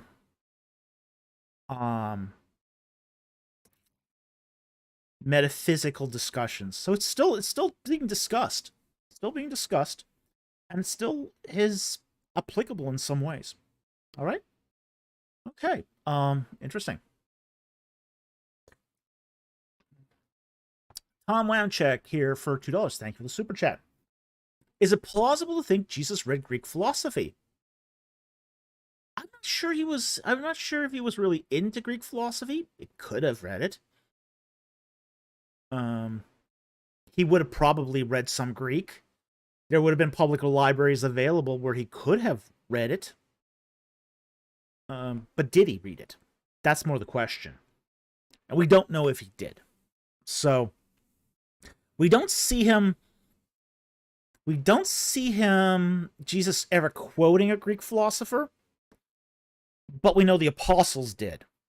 The apostles quoted Greek philosophers. So we know they read Greek philosophy. Do we know if Jesus did? Well, that's another matter.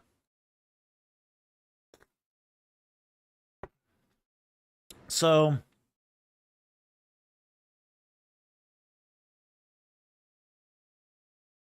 Bonbon asks the question here. Oops. Why didn't Jesus have access to omniscience when embodied? Why did he have to learn? There's a reason. Okay, the reason is called kenosis. Okay, and it's part of the incarnation. So what happens with kenosis is that Christ puts aside the abilities. Okay, he doesn't abandon them; he just lays them aside. So he sets aside omniscience and omnipotence, all power and all knowledge, to become more human, to become in every way like us, as it says in Hebrews. Okay? This is why we refer to Christ as being fully God and fully man.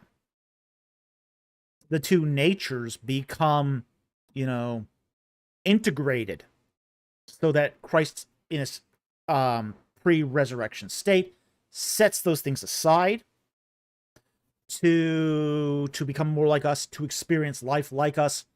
He can't do things the easy way. It'd be real easy if he could just, call up a miracle. So, yeah, exegetical apologetics says, every way like us, yet without sin. That means he had to grow in wisdom and learn like we did and struggle like we did. And when he sawed wood, get a splinter like we would. Okay? That's being human, like us.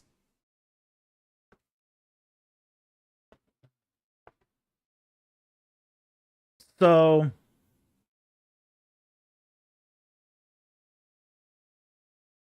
Jonathan Walker asks, would the not being in the presence of evil attribute be one of them put aside? Yes, it would. Yeah. Because he would, if oh yeah, he would just, he'd call down judgment and that'd be the end of us. So absolutely, that'd be one of the attributes he would set aside for that. That tolerance. That intolerance to sin would definitely be an attribute he would set aside. Now, after the resurrection, he picks up those attributes again.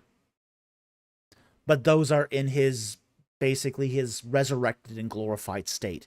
At that point, he resumes being omniscient, omnipotent, and having a deep detest of sin. One that would call down potentially judgment if it was in his presence. So I hope that helps. Thank you for the question and the super chat. Really appreciate it. Okay, next one here is from Jack Ray, thanking him for another 10 Egypt in the Bible memberships. Thank you so much for supporting the channel and for giving all those gifts to our members. Thank you so very much. Jonathan Walker for $5. Thank you for the super chat. If religious morals evolve, isn't that proof they're shaped by culture, not divinity? Thoughts? What we're talking about here as far as, say, the development of religious morality is not necessarily what it's being shaped by, but the whole idea of, say, progression. Okay? Now, you could flip that argument on its head and basically say, well, you know, we read the Bible, but because we understand more today of the Bible, that's shaped by culture, not by illumination of the Holy Spirit. Now, that wouldn't follow. Okay, that wouldn't follow. Now, it could be that, possibly, that the illumination of the Holy Spirit is affecting culture. Divinity can also affect culture. So, when we talk about, say, morality here and the progression of morality, we're talking here what's sometimes called progressive revelation. Progressive revelation.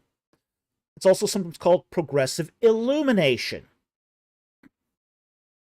So, just like theology, you don't get theology dumped on you all at once because you wouldn't understand it all. You sometimes don't get all of the obligations of morality dumped on you all at once because you don't understand it all. Morality can often work this way, where, say, morality progresses because the Holy Spirit is working through things like the church, through Christian scholarship, through culture. So it's not a mutually exclusive thing. So I think that's the problem here, is it basically devolves, the argument here devolves into a black or white fallacy of it's either culture or it's divinity, not both. Well, why can't it be both? Give me one good reason why it can't be both. And we see this in the debates of the church, where, you know, they're debating theological issues at these church councils. And they basically go, well, you know, this is how we understood it before. But, hey, my bishop colleague across brings up a good point. This text does seem to indicate the opposite.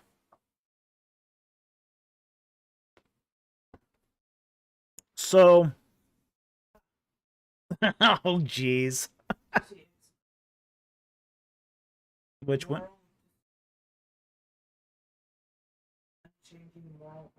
Yeah, that's exactly it.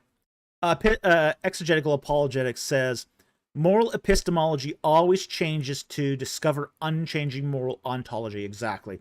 That's exactly what it is. So, it's not that morality changes. It's our understanding of it changes. And this, again, this is part of the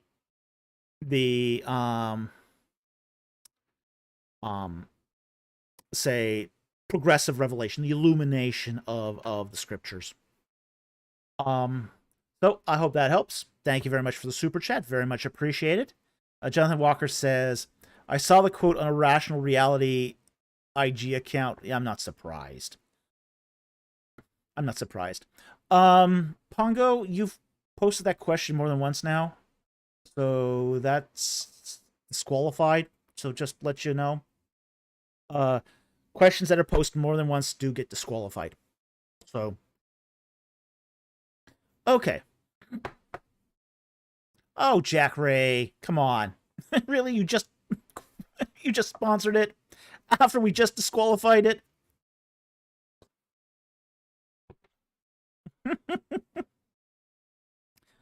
All right, we'll take the next one here.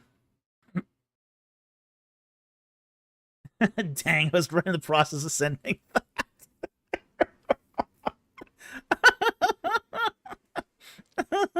Seriously, I hit the button before I heard you. BC's laughing now.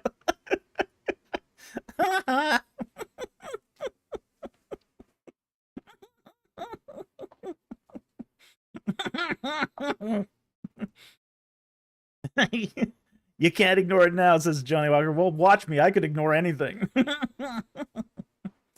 All right, we got here another super chat here from Bomb Papa's Basement. I don't recognize this account, but... Oh, that's Mama's husband? Oh, hi. Changed the name. Oh, she changed the name. Okay, hello. For $4.99, thank you for the super chat. And he says, at age 47, a child of the 80s, I tried to walk like Egyptian. Now I need a chiropractor. Oh, ouch, bad pun. Bad pun. Love it. Great song, though, too.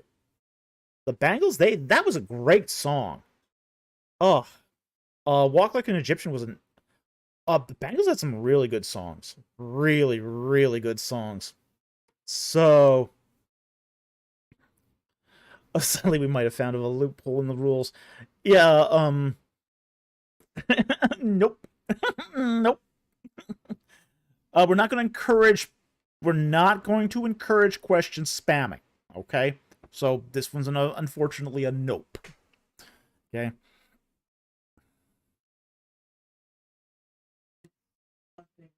Yeah, we have to be really, really strict about this one. Because we've had that too many times where someone comes on and just starts repeatedly spamming questions. It wants to ask next week. Pangos Ponderings asks, can I still ask questions or am I banned? No, you're not banned. Just that one question is now disqualified for this week. So you're free to ask it next week, okay? Just don't spam it. Or you can ask a different question this week. Okay? But you can try again next week, and we might take it next week. We don't ever guarantee non-super chats get taken, but by doing it, repeating it more than once, we just have to be really... We had one guy once who posted the same question 20 times. Okay, and we just make this a zero tolerance rule. Just because it's just if we just allow this, it just people get rewarded for it, and it just goes on. So this is one of the reasons why our live chats are have a high signal to noise ratio, is because we don't allow spam.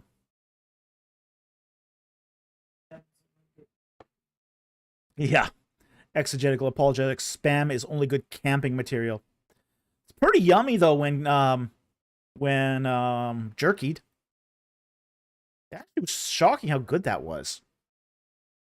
And then my dehydrator broke. I'm so sad. No dehydrator. No spam jerky anymore. Okay. Next one here is from Matthew Harrell for $4.99. Thank you for the super chat. Hi, Dr. Falk. My daughter is teething, so I am back. Awesome. Any Mr. EC children's toys yet? No. We'd love to find a maker for Mr. EC toys. That would be just so cool. If anyone knows how to do this sort of just-in-time manufacturing of this stuff, love to get a tip on this. But, oh yeah, this is really, I would love, to get some Mr. EC toys. I'm not sure if we want to do that to our kids, though. I mean, he is a bad influence. You know that, right? Okay.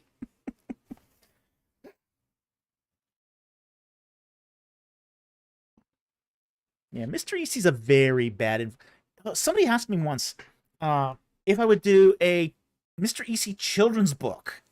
And I'm thinking, do you really want that? You sure? Oh, I'm not sure that's a good idea.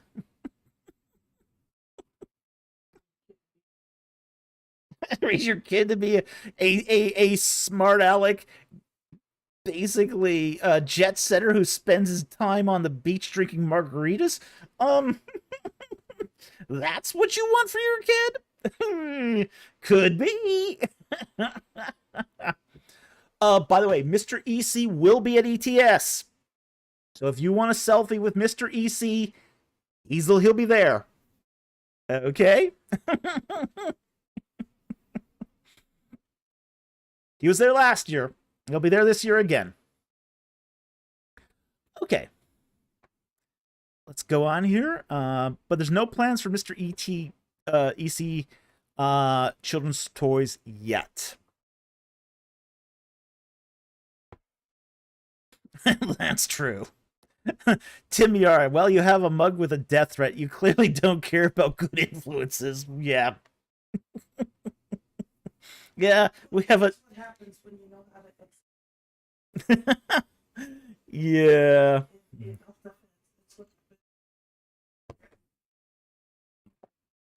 Yeah, we do have a mug. We also have it in a t-shirt now, too. So the death threat is now available on t-shirts. Oh, it's such a cool shirt. I won't, unfortunately, I probably won't mind. I ordered some and they have not arrived for it, but so I won't be able to show off my death threat shirt at ETS, but okay.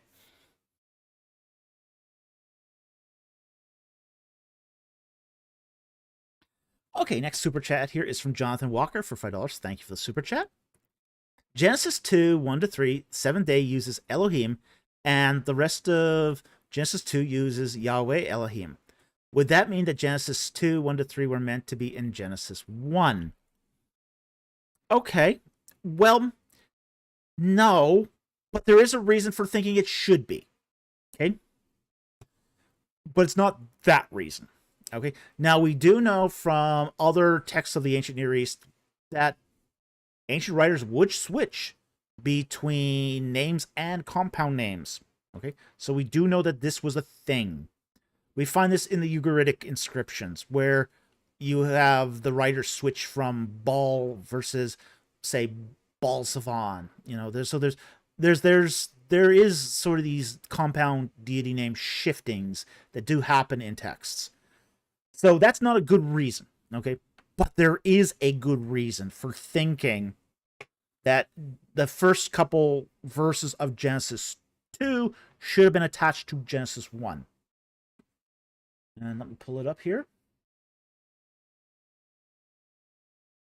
Genesis 2.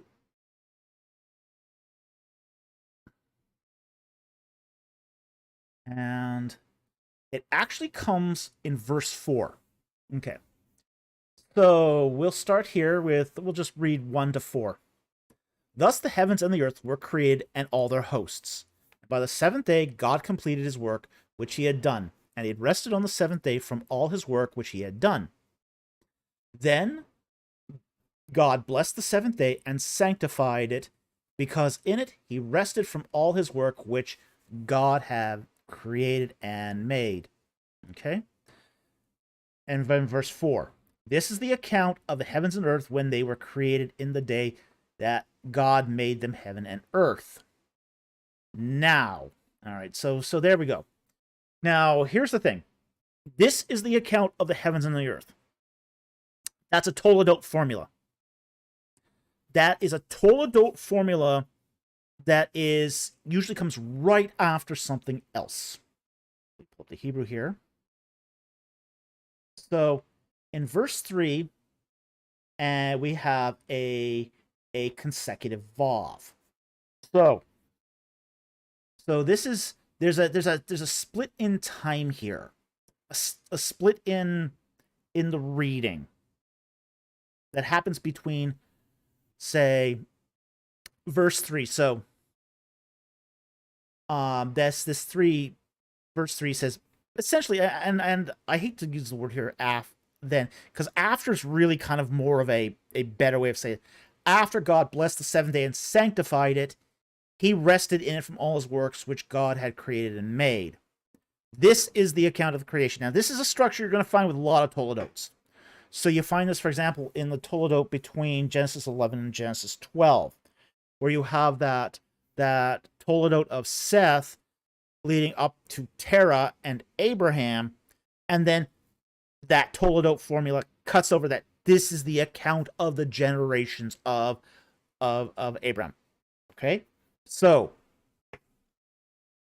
that's a really good reason that Toledote shift is a really good reason to suggest that Genesis 2 verses 1 to 3 should be part of Genesis 1.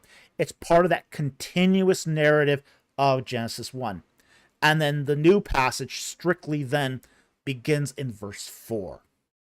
So that's the better way to approach this. So Tim Yara says the Toledote should be at the beginning of the chapter. Yeah, it should be. Should be. But the people who broke up the chapters didn't necessarily know that at the time they did this. So we're kind of stuck with it. But I have seen some Bibles now use this, actually connect it now to they basically do chapter breaks differently now. Let me see, just check if the Net Bible does this. I'm curious if the Net Bible does this.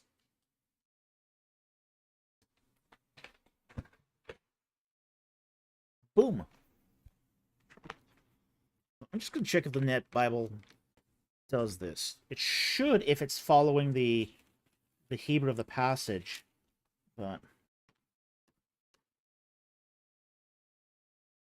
I'm still going to do that review of the Net Bible yet, so I just haven't finished it.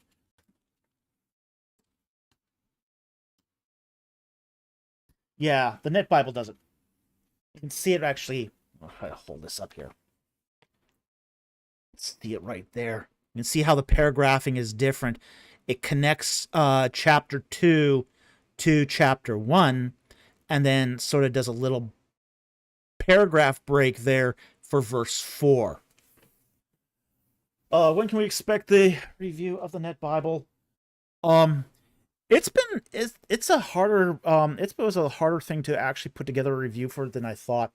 There was a lot of considerations. It's such a different Bible in a lot of ways. I want to do this one justice. Okay, I want to do this one justice, but it's been a year now, so I need to get it done. So I'll probably get it out in December. Okay, so that's when you can expect the review, is December. I'll wrap it up in December and get it out during December. Okay, so I've also got a second review I've got to get off my plate too, which is the one on stones. I promised to do one on. There's a book that the author of the meaning of gemstones in the Bible, who he wanted me to review on the channel as well, and I think that's looking like a really great book. So that might actually be easier. It's actually easier to do a good review than a review where there's some issues. Okay, the more issues, the harder it is. Okay. In the case of the Net Bible, I'll give you the Cole's Note version right now. The translation's good. Love the translation. The text notes, or the translator's notes, love those. I think more Bibles should have translator's notes. Fantastic. The commentary notes are terrible. Okay? They're biased. They're poorly sourced. They're awful. Okay? So, translator's notes are excellent. Text critical notes are good. The quality of the printing is great. I love the quality of printing. Could be a little heavier paper, a little more opaque paper. I would prefer a paper that was more opaque, but printing is generally good. Well, we'll go over all these in a variety of detail as we do the official review, but that's sort of my takeaway, is it's a good modern translation. There are some places where I think, say, the Christian Standard Bible does better. I'm kind of still more prefer the Christian Standard Bible over this one. for some of the renderings, but it's good. It's good. And as I said, I wish more translators did the translator notes. Now, there's some places where they should have done translator notes, but didn't. And that's just a minor niggle, but I think it's one of those things. It could use more of the translator notes in some of the passages where there is a controversy. I would have really appreciated that where there's where text variants and they decide to go with one or the other. It would have been really, really good to get a translator's justification of that. I do think some of their translation committee was not great, though. I would have loved to have seen somebody on their Old Testament committee other than Eugene Merrill. I don't think he's a good translator. I don't think he's a good scholar. And you could see from a lot of his commentary and translations how out of date things were.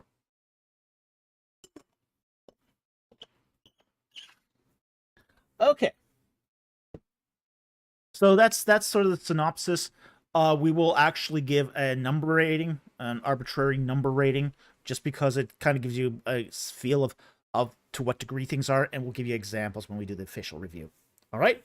So, hope that helps.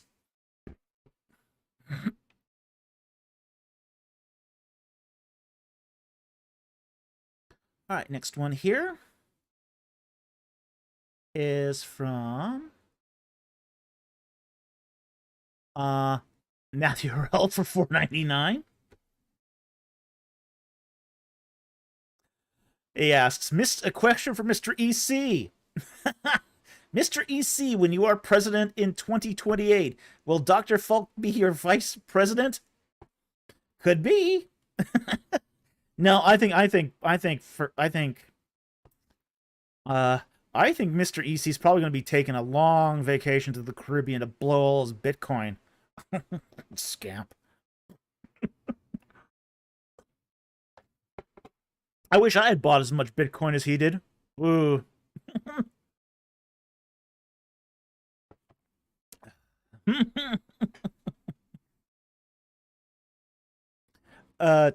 Jack Ray, Ancient Egypt of the Bible. Are you U.S. born? No, I'm not.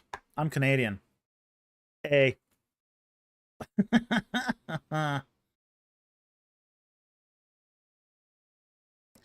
Okay.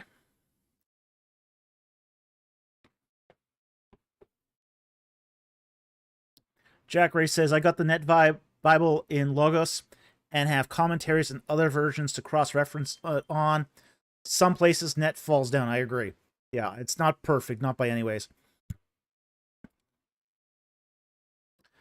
Darkblade. Rumor has it that Mr. EC is using tax havens to avoid paying taxes on his Senate winnings. Well, of course. He goes to the Canary Islands. What, do you think he's there just for the vacation? No, he's got a Swiss bank account up there, of course.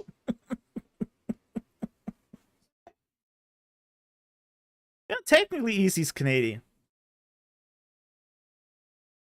He was made in Canada. At least his socks were. Mr. EC US. No, he's not US either. He's also Canadian. Mama, he's gonna cash in. Oh yeah. Oh yeah, he's probably got a stockpile of Bitcoin stuffed up that sock.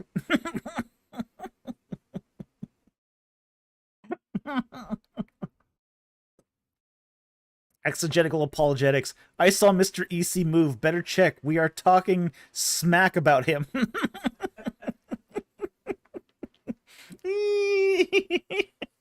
We've had people swear they could see him move in the background. I'm not kidding. We won't get into that, but there have been people on who've come on the channel and swore that he moved. Oh yeah. I mean, it's a kind of pareidolia, but I mean, just all right. Yeah, he might be. He might be creeping. Okay. Next one here is from Jonathan Walker for $5. Thank you for the super chat.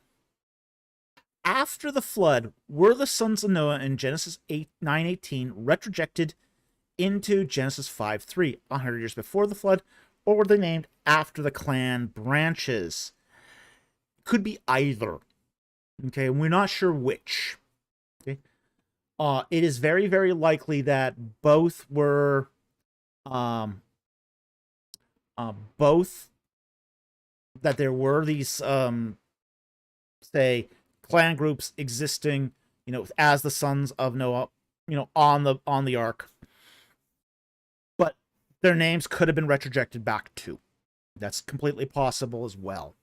And unfortunately, we just don't have enough information here to know which one it is. So, either one here is possible. We just don't know which one. Okay? So, thank you for the super chat. Very much appreciated. Jack Ray gifted 10 Egypt in the Bible memberships. Thank you very much for the support of the channel. We really appreciate it.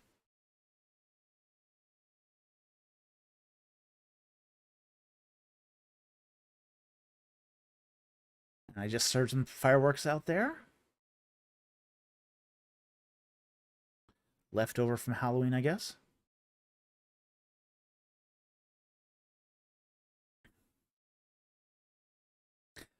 All right, Matthew Harrell for $4.99. Thank you for the super chat. What simple history book do you recommend for knowing how average Jews lived? Good night, everyone. Wow. I'm not sure. I'm not sure if there's been a lot done on, say, the average life of ancient Judaism, because it does vary. It does vary a lot. The lifestyle of, say, Iron Age Israelites is going to differ a fair bit from, say, Israelites during the Persian period. So it is going to matter, and it's going to differ. And I don't know what would be a good book on that. I don't recall anything off the top of my head that would really sort of spell that out. At least in a concentrated way. You get little snippets here and there from a variety of, say, anthologies, but you don't know for sure. I mean, I can't recommend one for sure because, I mean, I just don't know, have not read enough of these to really do this. Jack Ray. Oh, Canadian Thanksgiving was Thursday. Was it? Yeah, I guess it was. Last Thursday. Not this Thursday. No, it was on the 7th, I think. Don't pay attention much to Canadian Thanksgiving, honestly. But you do get a lot of people who have leftover fireworks, and it usually goes off. People are setting it off throughout the end of November. By the way, fireworks is illegal in Vancouver. They catch you, they will ticket you. Yeah. Okay. Louis Sandoval for 250 Dominican. Thank you very much for the super chat. Is there any evidence of the battle of the angel of the Lord in 2 Kings 19:35? Also, what are the sons of Eden related to the Garden Eden located close Urad to? Okay, that's 2 questions. You're cheating. You're cheating! We'll take the first one. Okay. I'll take the first one here. Yeah, question stacking not allowed. But we will take the first one. So 2 Kings. I think we're talking about Sennacherib here. Okay, 19 and 35. Yeah, this is the siege of Sennacherib. Then it happened that night that the angel of the Lord went out and struck 185,000 in the camp of the Assyrians. And when the men rose early in the morning, behold, all the men were dead. So Sennacherib, king of Assyria, departed and returned home and lived at Nineveh. Okay.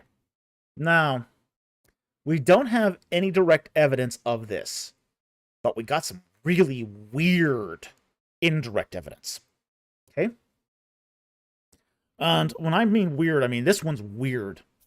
This one's weird for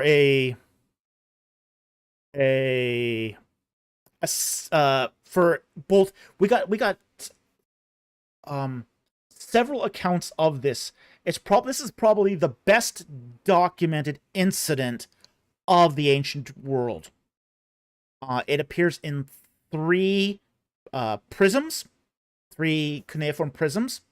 It also appears in the Hebrew here, okay, in 2 Kings. It is the most, as I said, it's the best documented event of the ancient world. It's also one of the most mysterious, because the accounts of Sennacherib here are just strange. Now, from the biblical account, it says that the angel of the Lord came and struck 185,000. Okay? But what we get from the prisms, the historical prisms, is where Sennacherib says he's got Hezekiah trapped like a bird in a cage. Okay, so he's got him trapped like a bird in a cage. And then it doesn't say anything else. It just goes on. Then we went home. No mention of tribute. There's not a single mention of taking tribute from Hezekiah. If they had been bribed to go home, you would have heard the mention of tribute. No mention of tribute. No mention of what happened to the siege. Nothing. It's the strangest. For an Assyrian account, it is strange. Because you don't normally expect this from an Assyrian account. Assyrian account, they want to brag about the tribute. Oh yeah, we went to Jerusalem, we sacked the city, we took tons and tons of gold, and we went home. That's what you would expect. That's what you would expect from an Assyrian attack on the capital of the Judean kingdom. You don't get that. And as I said, it's bizarre. All you get is Sennacherib saying, well, I had Hezekiah trapped like a bird in a cage. And moving right along here to the next topic, going home. Wait, what? Okay. So, it is, as I said, it's one of the most, it's strange, it's well documented, and tells us nothing. It tells us absolutely nothing from the Assyrian side.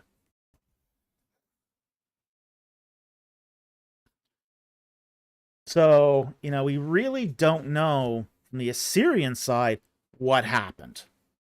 The only account here of the four that fills in the details is 2 Kings. So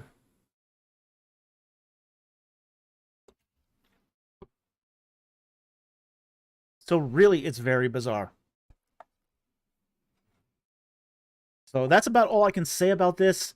We don't have, as I say, we don't have any resolution of this from the Assyrian side. We have 3 accounts that say almost exactly the same thing.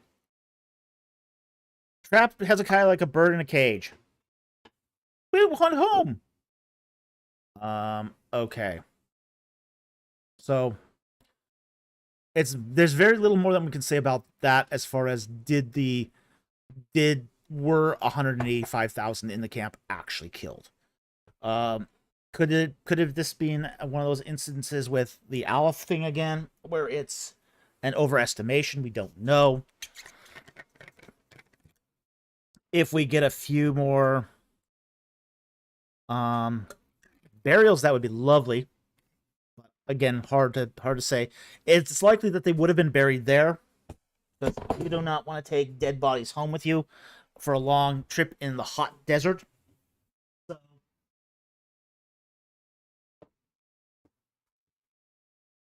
So somewhere around there would have been a mass grave of some kind, but finding it is just another matter. Okay, so thank you very much, Lewis. Very much appreciated, and I hope that helped. Next one here is from Jonathan Walker for $5. Thank you very much for the super chat. And he asks, IP and others have argued that Gopher in Genesis 6:14 might be an Akkadian cognate for reed or reed hut. If it's not what you are, if that's not, what are your thoughts? I don't have a huge thought on this one way or the other. Okay. Let's look at the text here, because I think it's just talking about, quote, gopher wood. 6 verse 14.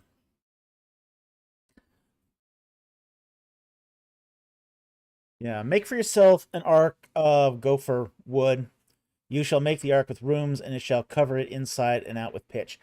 It could be an Akkadian cognate for reed hut, possibly, but it's hard to say. I'd have to look into that deeper.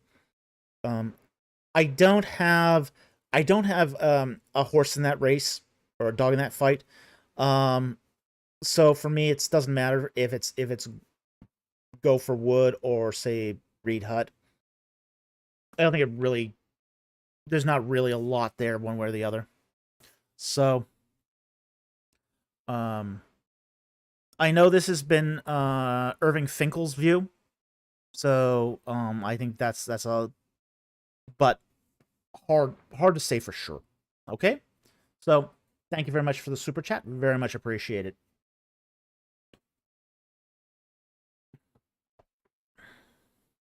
Louis Sandoval for 100 Dominican pesos. Thank you for the super chat. What's iniquity of the Amorites in Genesis 15:16? Now, that's easier to answer. Genesis 15 verse 16. Okay. Then the fourth generation shall return here, for the iniquity of the Amorite is not quite complete. All right. Okay, first of all, let's discuss what iniquity is, and then how it applies to the Amorites. Okay? Iniquity is drift. It's basically losing your moral compass. Okay? It's the slow drifting away from the right path. That's what iniquity is. Think of it this way. It's like having a compass on a ship where you're traveling from San Francisco to Tokyo and you're 1 degree off. The more you progress, the more off course you get. That's iniquity. With slow drift off course. Okay?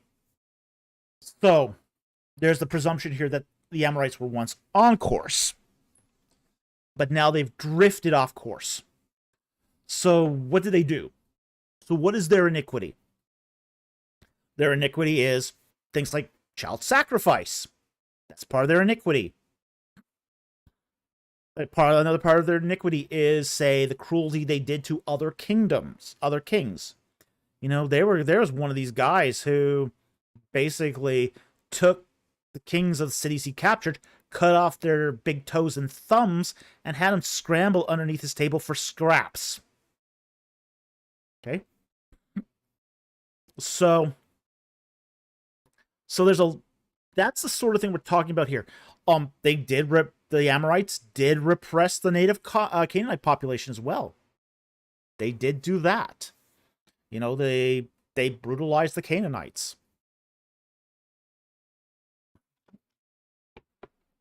So they did a lot of bad things. You know, so it was kind of like this. The iniquity of the Amorites is a group, as a group, you know, as a sort of confederacy, and they were a confederacy, really. They were a confederacy that had been in power for 200-ish years and got comfortable. Got very comfortable with their rule being uncontested. So they did a lot of barbaric acts. So that's what's meant by the iniquity of the Amorites, is their barbarism. So I hope that helps. Thank you very much for the super chat. Very much appreciated. Okay.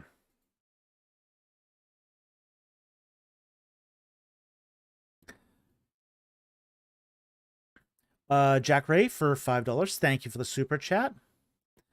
And he sponsors a question from East Spycraft. I have heard Mandaeans come directly from John the Baptist's teaching. Is that true? No, it isn't. There is a group that does come directly from John the Baptist's teaching. Those would be the Ebionites. Okay? The Ebionites came directly from John the Baptist's teaching. Okay? The Mandaeans didn't. Okay? Now, the Mandaeans are a sect of Persian Gnostics. And it used to be thought, and this was a theory that was proposed by Rudolf Bultmann. And Bultmann used to say that the Mandaeans were the proto-Christians. They were the earliest Christians. They had pre-Christian writings. Christianity developed from Mandaean Gnostics. So that was sort of Bultmann's view of the Mandaeans. Now, Kolpe and Schenck in the 1960s disproved Bultmann's hypothesis. Kolpe and Schenck basically showed that the Mandaean scriptures weren't put to pen essentially until the 4th century AD.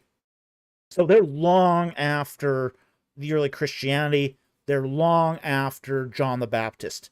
And they're not in any way related to John the Baptist in any sense of the word. They're not related to the Ebionites. They're not related to John the Baptist's teaching. Now, the Mandaeans do extol John the Baptist as a saint. So he's considered to be a Gnostic saint within Mandaeanism. Okay? So,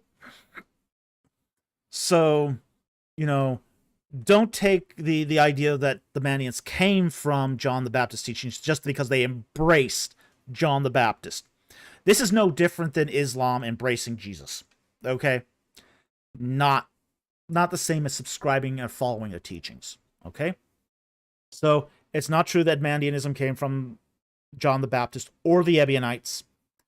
They're a much later Gnostic sect. Okay? So, hope that helps. Thank you for the super chat. Very much appreciated.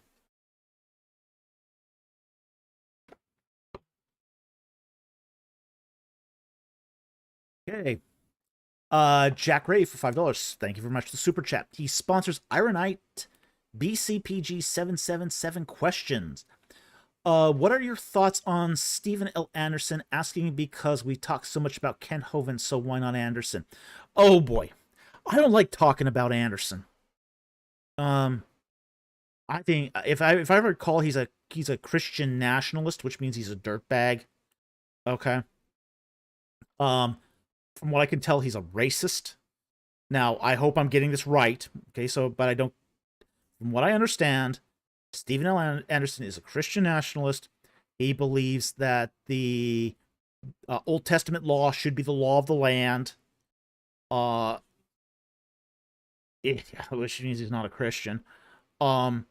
He believes in the separation of races, particularly in terms of, say, marital laws. Yeah, I'm not a fan of Christian nationalists. Not a fan. I think they use it as a cover for racism. I think they use it as they're really just more or less the Hebrew roots guys with just some racism added. That's the only difference. So, I do not like Christian nationalists. In fact, I have a strong hatred of them. So,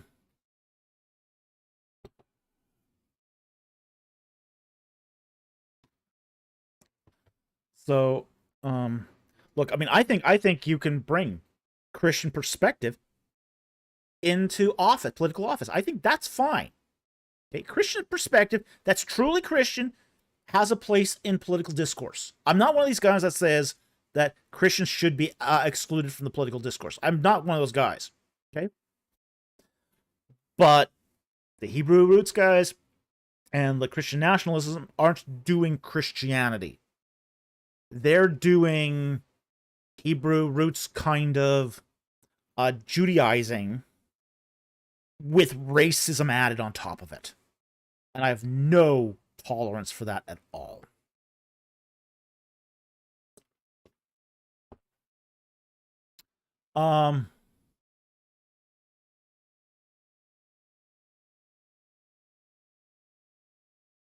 Well, Jews do the Old Testament law because they're Jews. Okay?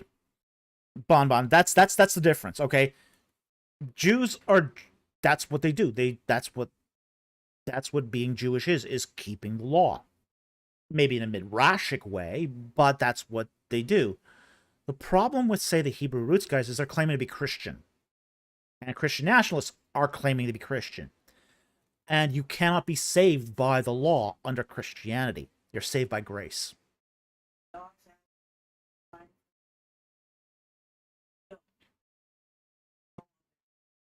Yeah.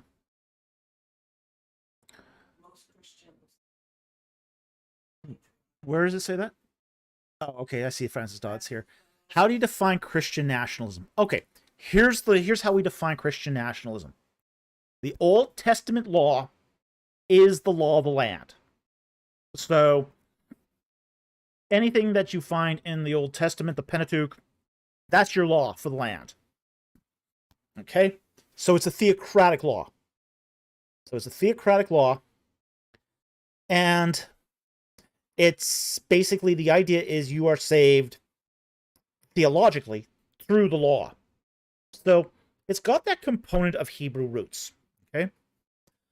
But they add one other thing on top of it, which is that the races of human beings are kinds that should not be mixed. Now, what they're doing here is they're taking part of the law, the idea of you shouldn't mix cotton and wool.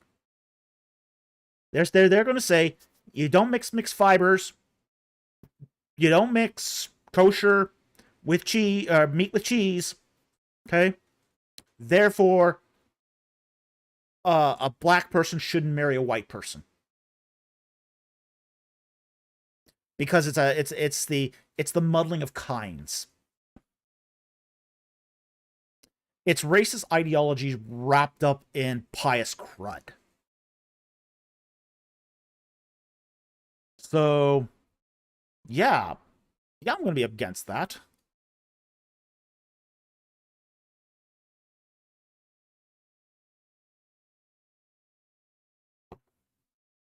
So I think that's a really bad. I mean, nobody should be doing that while, holding to the law of love under Christianity. Just, it's an abomination. It's toivo. Abomination.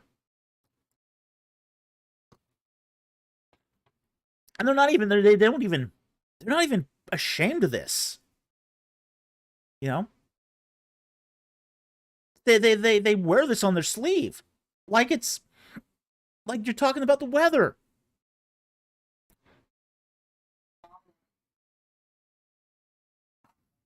Yeah. My producer said this is the problem with being in thought bubbles. It's just, BC, all humans are from Adam and Eve. There's only one kind. There's only one kind. There's only one humanity. One Adam.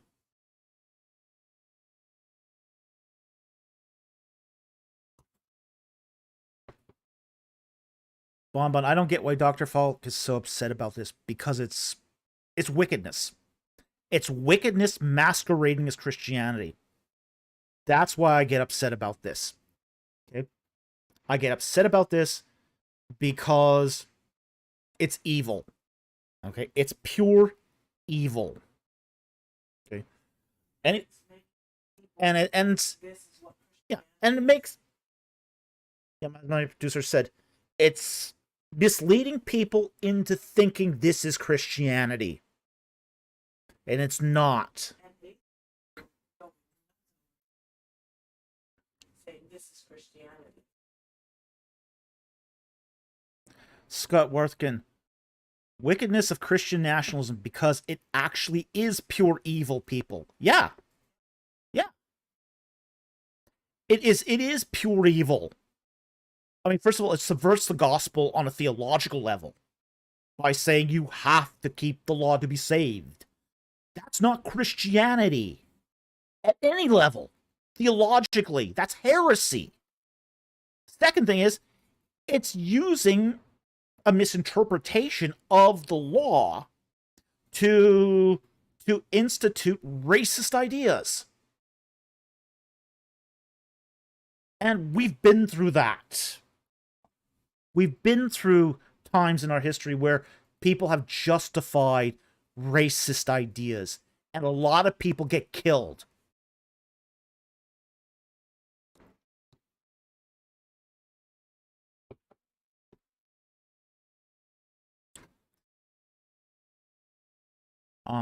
So it's one of those things where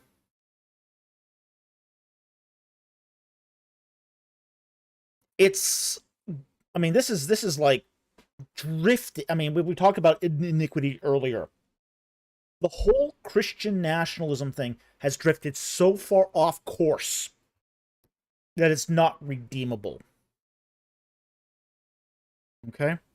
It's not redeemable. It really needs to come to an end. It really needs to come. This racist BS has to come to an end. Look, I mean, I'm not going to say that multiculturalism doesn't cause problems. It does. Okay? It does cause problems. But at the same time, too, when you start saying, oh, you two can't get a marriage license because you don't have the same skin colors. What? Yeah, that's not your prerogative. It's not your prerogative. So yeah, I have some really deep problems with Christian nationalism. I think it really has gone off the rails. It's not Christianity. It's something else. Okay, so let's move on here.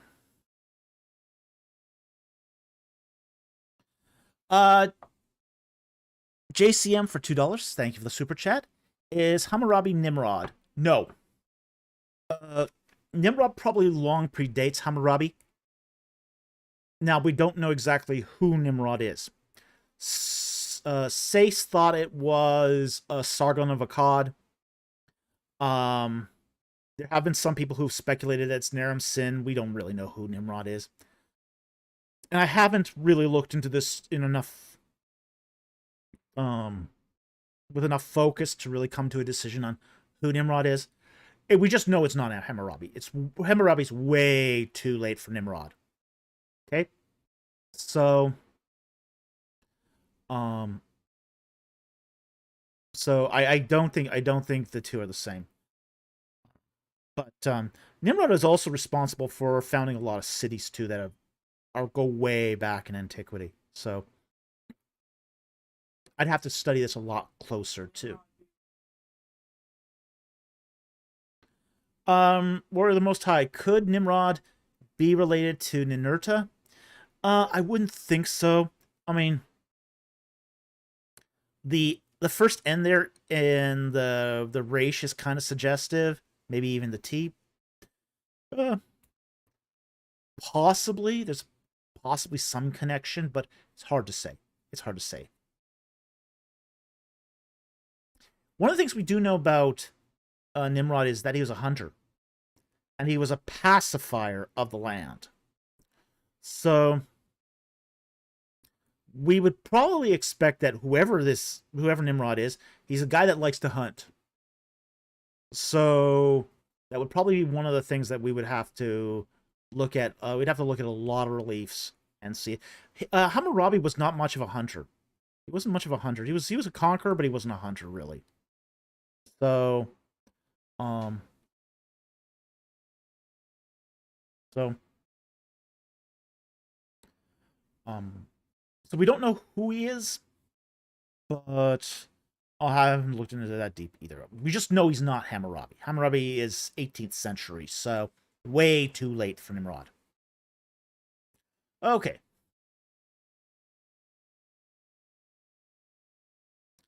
Jack Ray for $5. Thank you very much for the super chat. He sponsors Darkblade's question. Did Mesopotamians also engage in the Damnatio memoriae? Not as far as we can tell. Okay. Now, one of the things about the Damnatio memoriae is it usually had some metaphysical teeth to it. So the idea is you scrub out a guy's image to destroy his afterlife in some way. And when you did this to destroy their afterlife, you were desecrating their image on planet Earth to make their life rougher in the afterlife. Okay, so that's usually what predicated the Damnatio memoriae. You could have also done the Damnatio memoriae just to scrub out somebody's memory, but that doesn't seem to have been really the impetus of what the Mesopotamians did. There was a lot of kingdoms in Mesopotamia. There was a lot of short-term rulers in Mesopotamia. And it just doesn't seem to have been a lot done to wipe out the image of a predecessor, because predecessors weren't generally worshipped. If you scrubbed out their image, it didn't affect their afterlife in any meaningful way. So we don't actually have an of the tombs we have preserved. We have to qualify this because there's also not a lot of tombs preserved in Mesopotamia that have maintained their inscriptions properly. So we don't seem to be getting much indication that they practiced Damnatio memoriae. So I hope that helps. Thank you very much for this question, and thank you for the super chat. We really appreciate it.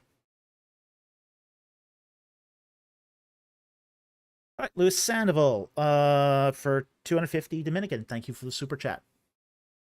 Who was Abraham and Sarah in its historical, cultural, and biblical context, as opposed to his poor and vague-looking as depicted in the Bible series? The Bible series? Is that a television series? I don't know what you mean there.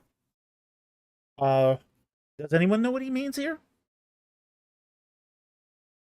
Well, let's set out some things here. I don't think Abraham and Sarah were poor. Okay? Far from it. They had 314 trained men. Okay? These are retainers that could go and fight for you. Okay? So they had lots of sheep, lots of herds. They were mostly sheep raisers, but they had lots of them. Jonathan Walker, it's a television series. Yeah, okay, I haven't watched it. So I can't really say what the depiction is because I haven't seen it and I haven't seen the television series. So I can't really say. Xiao Yi says, I think he means the Bible TV series from the 2010s. Jonathan Walker says made in 2013. All right, I have not seen it, so I can't comment on the depiction. But they weren't poor. They were wealthy. I mean, Abraham had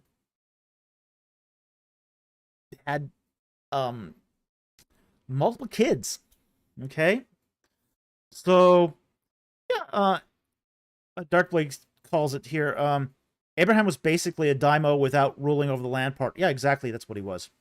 Yeah, he was a power broker. He was a kingmaker.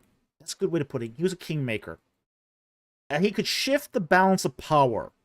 He had a large enough retinue of trained men that he could side with a particular power and basically win wars for people, should he so desire to get involved. Okay? But he had a lot of stuff too. And he needed that many people because he had a lot of stuff.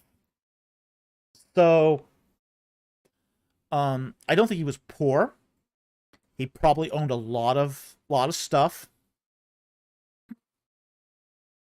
Dynamic bean counter. What's a daimo? It's a Japanese warlord. Japanese warlord. They're typically translations in English. They're called daimo in Japanese, but they're usually translated like a lord. Okay. So a lord of usually of a territory somewhere, but that's generally what it is.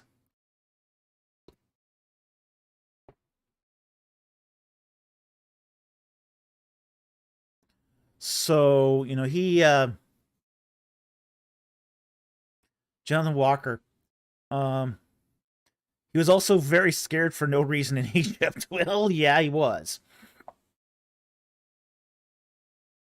Interesting that the particular time period that Abraham and Sarah arrive in Egypt, they arrived in the middle of the 13th dynasty.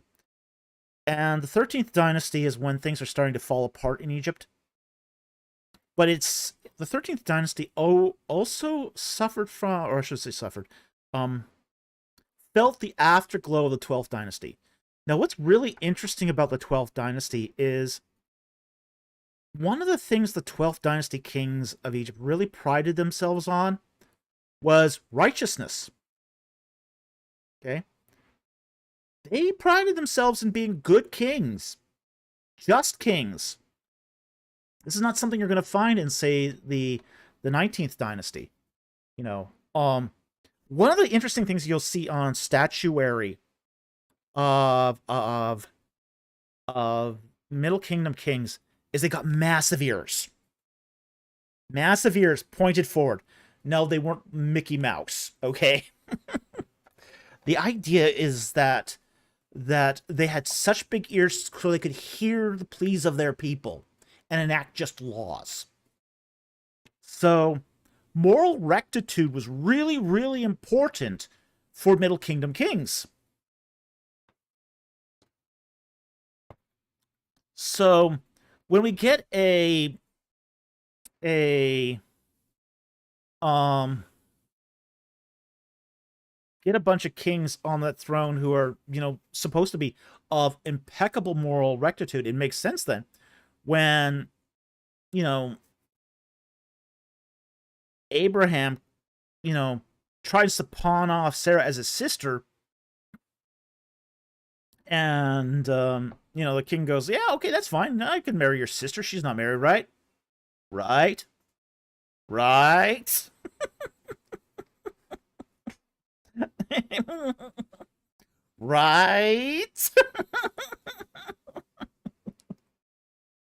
Hmm. Uh-huh. Yeah. So, you know, the king of Egypt is legitimately offended by this. You know, it's not just that God called him out on it. He's legitimately offended. You know, he doesn't want to take another man's wife because that wouldn't be a morally right thing for him to do. And the kings of the 12th and 13th dynasty seem to have been very sensitive to this. So it's very interesting to see that sort of glimpse into the Egyptian king and his reaction to another man's woman. Again, later on, you're not going to see this. But for the kings of the Middle Kingdom, yeah, moral rectitude was really important. Bonbon says, what did 17th and 18th dynasty kings pride themselves on? Okay, different things. 17th dynasty kings prided themselves on killing Hyksos. That's what they prided themselves in. The more Hyksos they could kill, the better. Okay, that's what the 17th dynasty did. It killed Hyksos. 18th dynasty kings were interested in conquest, especially after Tutmosis III. The early kings of Dynasty 18 just tried to sort of patch things together after the Hyksos. But starting with, say, Tutmosis III, Egypt turned into a state where it extended hegemonic power. So it's at that point where you get kings like Tutmosis III, Amenhotep II, Amenhotep III, and they're creating a hegemony to bring lots of loot in.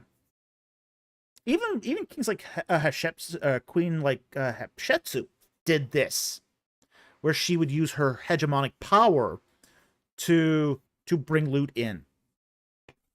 So that's what the kings of the 18th dynasty prided themselves on, are basically bringing, having a strong hegemony, bringing in lots of loot. Okay. Okay, next one here is from Cups Are for Scrubs for $7.99 Australian. Thank you very much for the super chat. How do people get a destruction of Hazor from Judges 4-5 when the text never states a destruction happened? Okay, this is how they get it. They really, really want it to be true. Okay? Here's why they really, really, really want it to be true. If they can claim that the final destruction of Hazor can be dated to Judges 4-5, then they can try to claim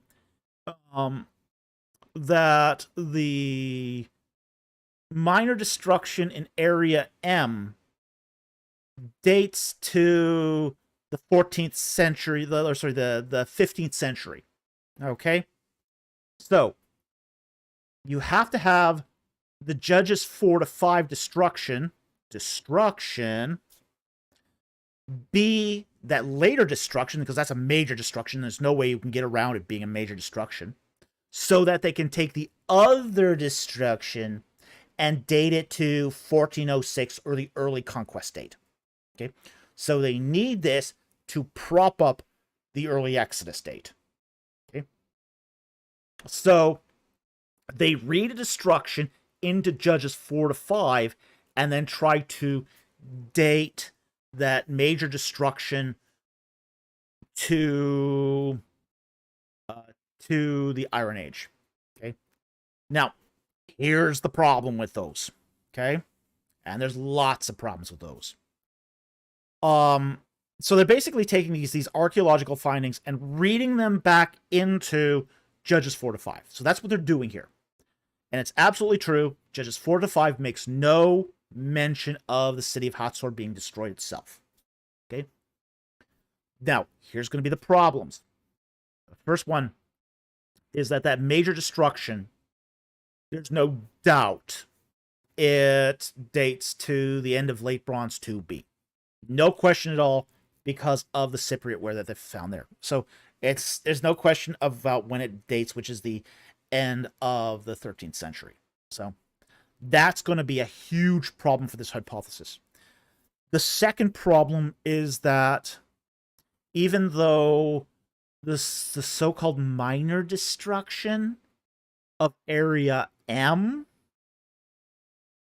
appears in some of, I think it was Ben Tor's archaeological reports, it's now been completely discredited. Subsequent excavators have gone in and looked for that destruction in Area M, and they can't find it. It's not there. So, and that destruction supposedly dated to the reign of Tutmosis III anyway. So you can't even stretch that to Amenhotep III. It's just too early. But that earlier thin lower city Area M destruction has now been completely discredited. It's not there. And pretty much every major expert on Hazor now says this. So, But that's why they sort of prop this up, is they want to prop up an early Exodus date. That's essentially what it is. It's wishful thinking. It's more wishful thinking. Okay, so hope that helps. Thank you very much for the super chat.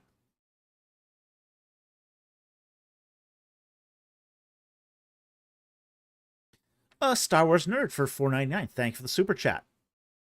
He says, when it comes to salvation through faith alone, how do you feel about James? I feel fine about James.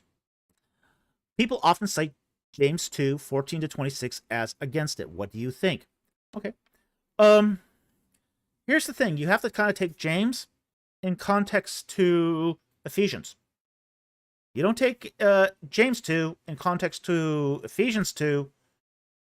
What you're basically doing then is proof texting. You're proof texting. Now, let's take a look at James 2.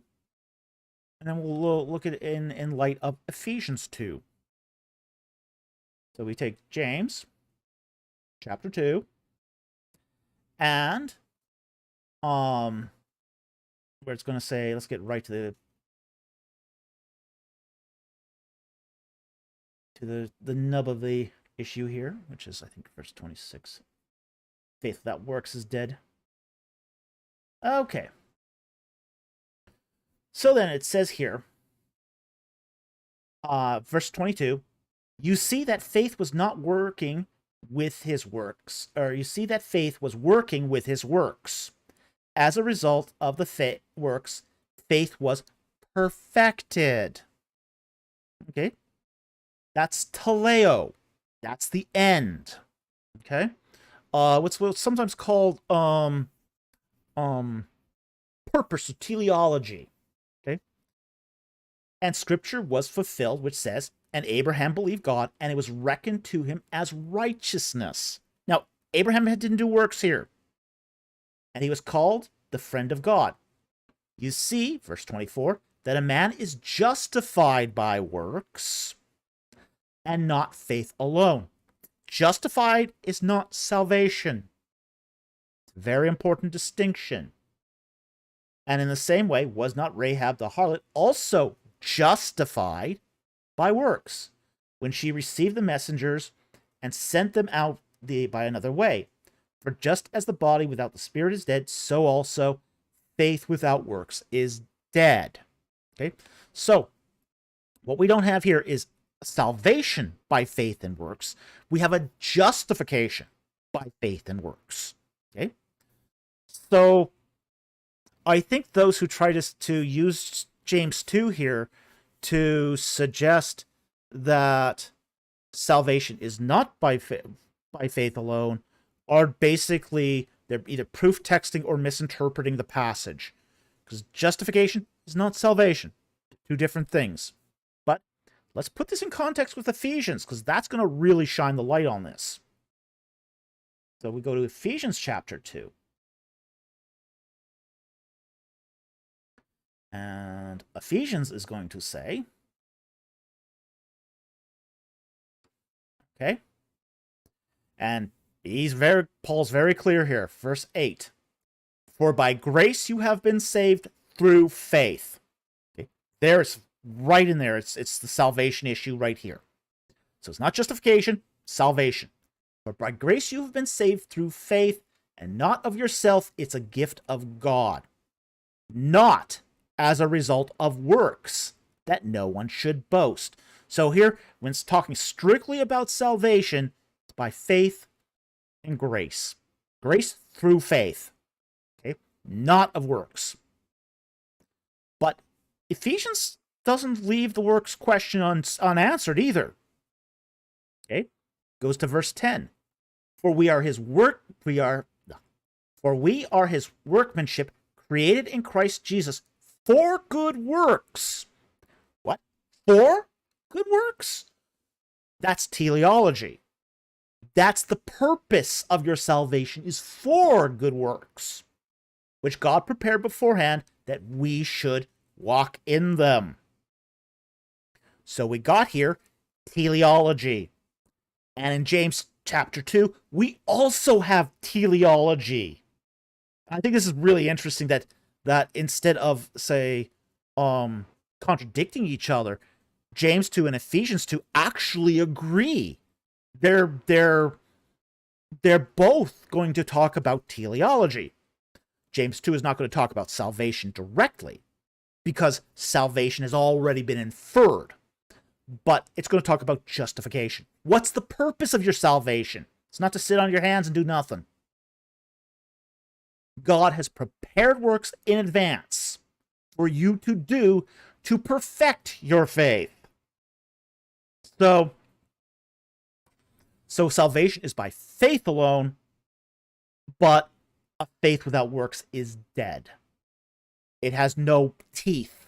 It's got no impact. It's not perfected. You're not reaching your purpose. And your purpose is to walk in the works God has prepared in advance for you. That's teleology. So, great question. Hope that helps. Thank you very much for the super chat. Very much appreciated.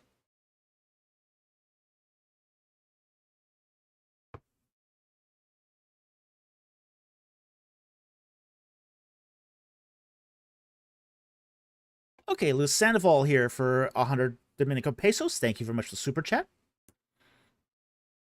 What are tithes and how does it apply in today's context? Okay, great question. Now, one of the things we have to understand here is the word tithe means a tenth. Okay? And it's based upon the Old Testament law. In particular, I think it's Malachi chapter 5, where it talks about tithing. And let me bring that up here. Malachi here. Chapter 5.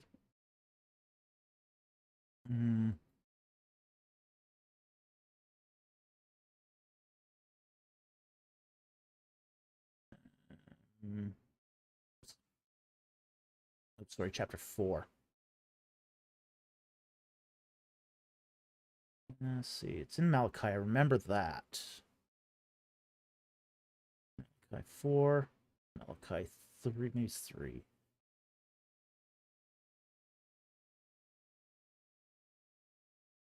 Yeah, here it is. Okay, Malachi chapter 3.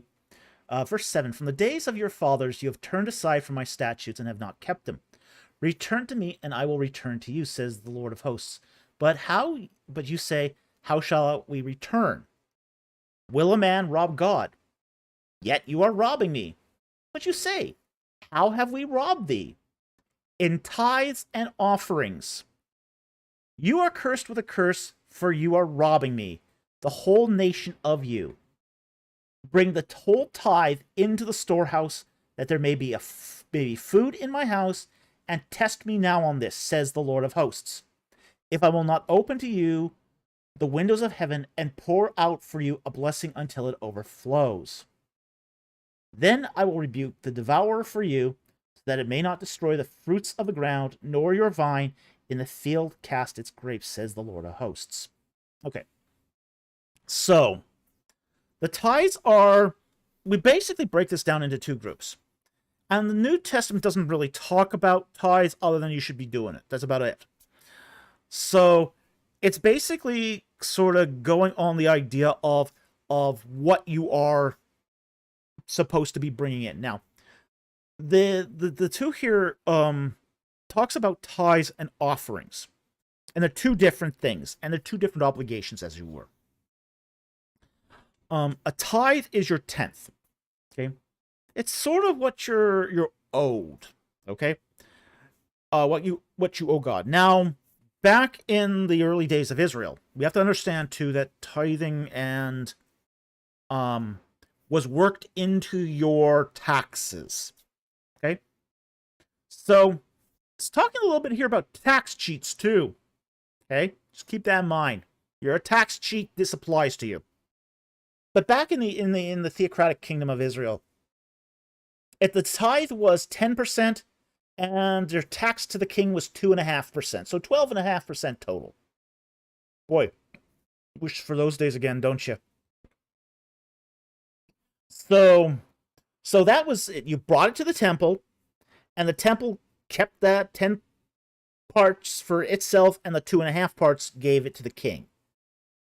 Okay, so that was tithing in the Old Testament. Now, taxes didn't stay 2.5%. Okay, so in some places now it's like in Canada it's like 55%, 60%. That's the tax rate in Canada. So taxes are really steep in some places. So the whole issue of tithing has now become then a discernment issue. Now, offerings are different. Offerings are something above your tithe. Now, it's been generally viewed through church history that you owe your tithe to your local church. Okay, so that's been basically what the sort of the stream of say church history is maintained, that your tithe is given to your local church, and your offerings can go anywhere you please. Okay, so you can give offerings to the local church. You can give it to ministries that you think do beneficial work for the Lord. But that's generally what's been the sort of the current of church history on this. But the actual amount, even though it's technically a tenth, seems to be a matter of discernment more than in the New Testament period. Grace is extended. And because grace has been extended here, it becomes how much your tithe is, then becomes a matter between you and the Lord. Of course, tithe a little, get blessed a little. I'm not saying it's a one-to-one relationship, but there is a sort of divine reciprocal economy there that does happen. Okay, so this is not a grab it and grab it thing. Okay, don't misconstrue that, because I'm not saying it is. Okay, but as it says in Malachi, Testament C, will not the devourer be destroyed? Will I not rebuke the devourer for you? So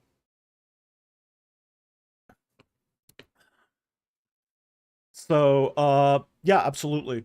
So that's sort of where we sort of sit with tithing today. That it's something you still owe your local church, but there's also another thing too. If you don't have a local church, and there's actually a provision in the Bible here that's really interesting that we should talk about, because this is a passage that almost never gets discussed. Let me see here. See if I can find this quickly.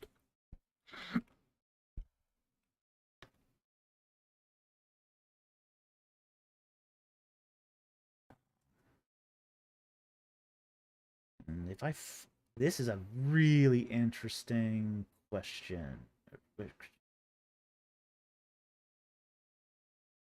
Yeah, okay, here it is. This is the one. Okay, you guys are gonna love this. You guys are gonna love this, because nobody ever preaches on this passage. And it's a crazy interesting passage. It's Deuteronomy 14, verses 24 to 26. Okay? And it's talking about tithing. And this, I think, is super interesting. All right, so let's go back a little bit further here. Okay, let's start at verse 22. Now, once you read this, you'll never unread this. Okay? Starting verse 22. You shall surely tithe all the produce from what you sow, which comes out of the field every year. And you shall eat in the presence of the Lord your God at the place where he chooses to establish his name. The tithe of your grain, your new wine, your oil, the firstborn of your herd, of your flock, in order that you might learn the fear of the Lord your God always. Now, 24 is where it gets really interesting. And if the distance is so great that you are not able to bring the tithe, since the place where the Lord your God chooses to set his name is too far away for you when the Lord your God blesses you. This is where it gets interesting. So you're too far away. You can't make it to the temple. You live in some land like France, okay? And you can't go to the temple of the Lord. But you're still obligated to tithe. You then you shall exchange the tithe for money, verse 25, and bind the money in your hand and go to the place which the Lord your God chooses. Verse 26, and you may spend the money for whatever your heart desires, for oxen, or sheep, or wine, or strong drink, or whatever your heart desires. And there you shall eat in the presence of the Lord your God, and rejoice, you and your household. Okay? Exegetical apologetics. Weird stuffs in the Bible are important. Yeah. So, if you're living too far away to bring your tithe, you can spend it on food and strong drink. And then devour it. It's a really interesting passage, and I've never heard anyone ever preach on this. It's so sort of counterintuitive to other passages of tithing. But it's also really strange, and because it's really strange, it's really important, as Hazor used to say. So, but it shows you that, you know, tithing is not just a practical matter, but it's also, well, you know, it's also a form of trust. Like, for example, here's one of the things. When we first, my wife and I first moved to Illinois, we were starting to go to seminary. We didn't have a home church yet. We were kind of in a church search. But I was still making good money at the pharmaceutical company I was working at. So we did our tithe in a very particular way. We basically took our tithe, went to Costco, bought bunches of packages of pasta and tomato sauce and macaroni and cheese, and we donated it to the Student Aid Center. That's how we did our tithe for the first few weeks, is we donated it through food gifts to the Student Aid Center.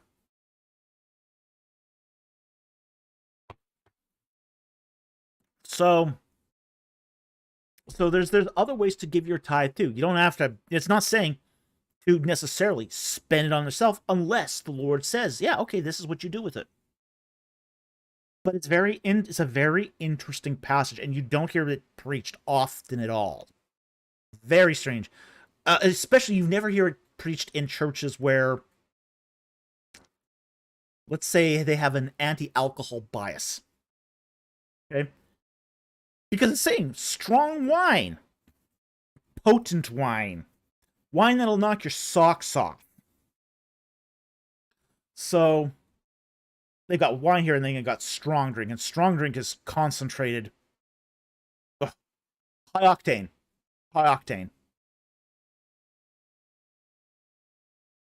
So it's a passage that not only flies in the face of a lot of, say, churches' tithing ideology, but it also sort of flies in the face of, say, churches that have, say, legalistic stances towards alcohol too. Okay? So, you can't claim fruit juice on this one.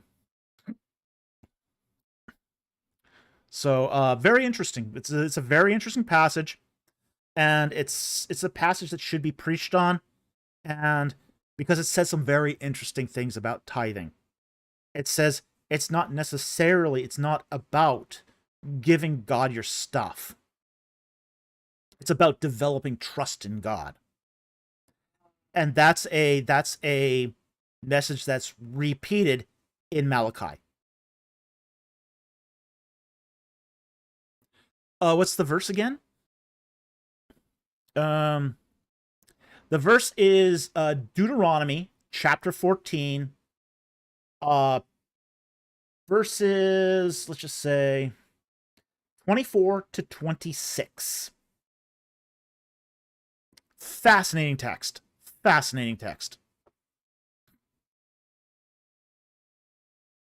Okay, let's move on here. So, essentially, the tithe is between you and God. It's meant as an act of worship, and to basically help you grow in faith. This is why I also like, I'll just type it in here. Yeah, I'm just going to do it. Okay, 24 to 26. There you go. Okay. So, it's meant to build your faith. This is why one of the reasons why I think I don't like auto tithing. Okay, I don't like automatic debit typing in church. I think tithing should be an act of worship, because it is there for you to build your faith, that exercise.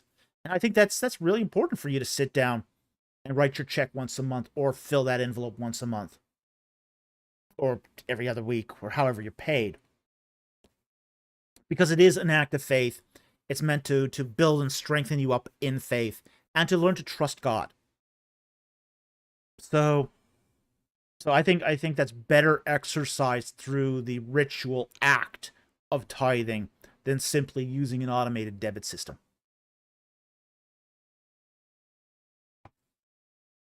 Okay. So let's go on to the next one here. So thank you very much for that super chat. We appreciate it.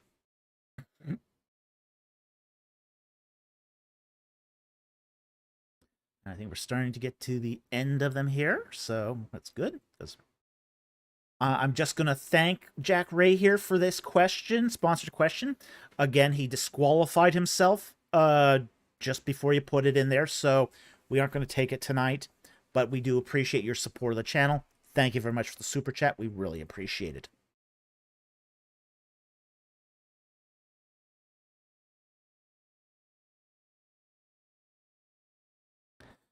Okay, Aaron Richmond for $5. Thank you for the super chat. What are the sessions you're interested at ETS? There's actually several that I'm... The problem with ETS is there's so many sessions there. It's too much. It's too much. It's only a 3-day conference with 8 or 9 parallel sessions for every block. It's crazy how many people are. I'm giving a paper on YouTube about doing ministry on YouTube at one of the sessions. Jack Ray asks, will Titus Kennedy be there? No, he never shows up. He never shows up to these things. It's really kind of funny, but yeah, I've never seen Titus Kennedy at an ETS. He doesn't do conferences. Douglas Petrovich will be there. Scott Stripling will be there. Who else will be there? Peter Gert Vanderveen will be there. He's the NAS's special guest this year. But generally, the sessions I like at ETS are ones on archaeology. I tend to like the ones that do Old Testament context studies, like O.T. Bain. I like those sessions. A lot of stuff on language. I tend to like sessions that have a lot of stuff on language. So like new language pedagogies, that sort of thing. I think those are really interesting sessions. So, but no, Kennedy will probably not be there. He never shows up to those things. Oh, ETS, the Evangelical Theological Society. Their annual meeting. It's in San Diego this year. And I believe it's at the Marriott, I think. Yeah, I think it's at the Marriott this year. We will... I will probably be meeting up with IP. Inspiring Philosophy will be there. I know he goes. David Wood often goes, but I don't know if he's going to be there this year. But I know Michael Jones will be there. Extraterrestrial Society, got it. Oh, it does feel like it wouldn't be. Could be. Could be. You do get sometimes weird vibes from it. I will say that. Especially from the fundamentalist camps. You know, everyone with the same horn-rimmed glasses and the same buzz cut and the same white starch shirt and black ties. Yeah, okay. Yeah, it can seem a little strange sometimes. There is a company. There is a union uniform. Okay. Yeah, that's why we want our Mr. EC shirts to arrive, so we can defy the company uniform. Okay. So yeah, there's going to be some interesting stuff there. There always is. There's always something interesting to view, but I I don't wear the shirt and tie normally because it's just um it's almost become cliche. It's almost become cliche. I might wear a shirt and tie at my paper, but that would be it.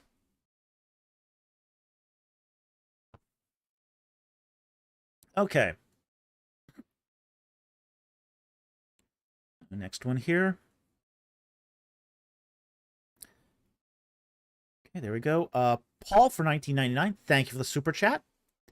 He says, "Where do you think Punt is located? Most people think it is either Ethiopia or Yemen. My money is on Ethiopia." Okay. Punt kind of straddles a couple countries. It's not Yemen. Okay, it's not Yemen. Punt, I believe, is in Sudan, South Sudan, and northern Ethiopia. So that's where I kind of sort of located. So, so that's really what we where we sort of located is as it says, South Sudan, northern Ethiopia is probably the most likely location for Punt. Okay, but we're not exactly sure. It was a big kingdom. It covered a lot of territory. So that's where I sort of would place it. So anyway, thank you very much for the super chat. Very much appreciated. Can't punt that question. I love the puns. Okay, Boomer for €5. Thank you for the super chat. What is the origin of the term Hebrew? Okay, now this is a complicated question, and we'll say why in a moment. Okay, and I'll just pull this up here, which is the earliest reference to Hebrew, which is actually in the book of Genesis. Okay, and pull this up here. Genesis 14, verse 13. Then a fugitive came and told Abram the Hebrew. Now he was living in the land by the oaks of Mamre, the Amorite, brother of Eshcol, brother of Aner, and these were the allies with Abram. Okay, now, the origin of the term Hebrew. It's possible, although not conclusive, that it could have come from the term meaning a hapiru or apiru. That's a possibility. It's not a great fit, okay? It's not a great fit, but it's a possibility, okay? And the problem here is going to be that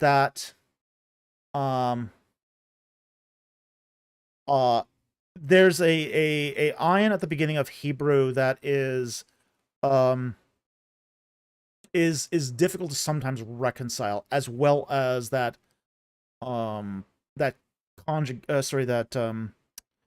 syllabification here is and Anson Rady went into this to some extent and he didn't think it came from Hapiro, but I'm gonna say this. I don't think it's impossible. Okay, I think there's a good reason to think it came from the term Hapiru. And Hapiru is a bum. Okay? It's a class distinction. It's a class. It's not a it's not an ethnonym. And it's almost never used as an ethnonym. It's a class distinction early on. Later on in, say, the Iron Age 2, it takes on the term as somebody who speaks Hebrew. It becomes a language distinction. So later on in the Iron Age, second Iron Age 2, it's going to take on the idea of somebody who speaks Hebrew. Okay? So it becomes a language demarker. But early on, Hapiru is a bum. A mercenary, an outcast, a sojourner, bum. Okay? So it's not a noble term. It's a term of a lower class. Higher class people lived in cities. Hapiru lived outside of cities.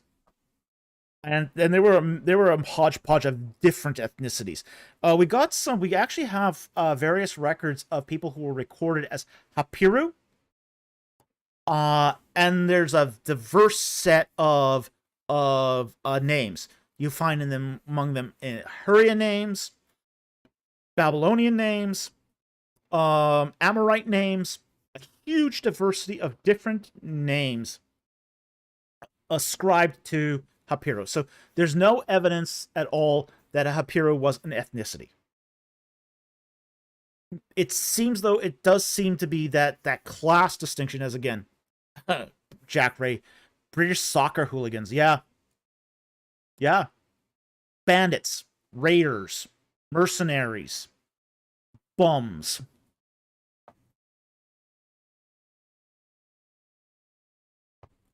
Alexis says, never knew the etymology of the term and never thought to ask, to be honest. Very insightful. Well, thank you. That's why we do this. We try to bring insight. But yeah, it's a derogatory term. One of my favorite texts about Hapiru comes from Teru of Urkesh. Now, Teru of Urkesh used to be the ruler of Urkesh. And after he was forced to leave Urkesh, he says to the king of Mari, Zimri Lim, that I have now become a sojourner, a Hapiru, a bum. So, yeah, it's not from Eber. Keeps Learning asks, so Hebrew is not from Eber. No, it's not from Eber. No, it's not. There's no evidence at all that Hebrew comes from Eber. All the evidence seems to show that it comes from Hapiru, or that as I said, that term that means sojourner, outcast, mercenary, bum. So, yeah, it's what's called a false friend. Dale McKenzie said, I had heard that Hebrew came from Heber. Yeah, it's a false friend. It's a false friend. And you do get this sometimes, where you do see cosmetic similarities between the words, and people tend to try to associate them. But there's no association here between Eber and Hebrew. Just none. Ooh, bad pun, BC. No evidence whatsoever. Ooh. Ooh, bad pun. Bad pun. All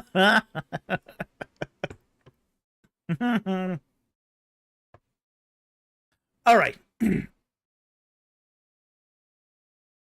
Lou Sandoval asks, why was Taro forced to leave? Because the people of Urkesh forced him out. They rebelled. They wanted to join up with the Elamites. There were two powers that were jockeying to gain control over Urkesh. One was Mari, the other was Elam.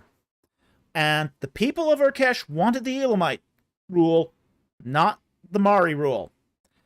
And Teru was an agent of Mari. He was in Mari's pocket. So they kicked him out. Killed his son in the process, too. That's very interesting, too. We have a record of Teru of Urkesh's son dying in Urkesh. So, there you go. Okay, we're going to start wrapping it up here because it's almost midnight. We're almost through the end here.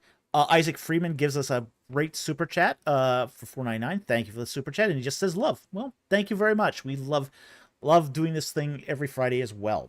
It's the highlight of our week. Exegetical Apologetics for $5. Thank you for the super chat. You mentioned Wright's book a while back as recent reading. Thoughts on his book, Old Testament Ethics for the People of God. I don't know if I mentioned Wright's book or not. I don't recall recommending that one, but I recommended name. The Old Testament is Dying. That one I did recommend. By what was his name again, hon? Brent Strong. Yeah, Brent Strong. Christopher Wright, I haven't read his book. So, I don't know about that book. I haven't read it, so I don't think I recommended it. I don't normally recommend books I didn't read, so. But somebody else in the chat probably recommended it. Okay, here, I think we are almost at the end, if not. We're very close. Okay, Exegetical Apologetics for $10. Thank you very much for the super chat. For some non-super chat question of your folks' choice. We have a non-super chat?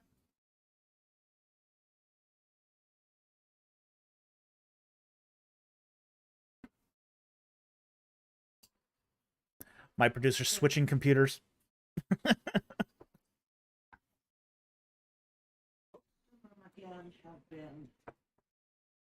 Yeah, we went through them pretty well this time.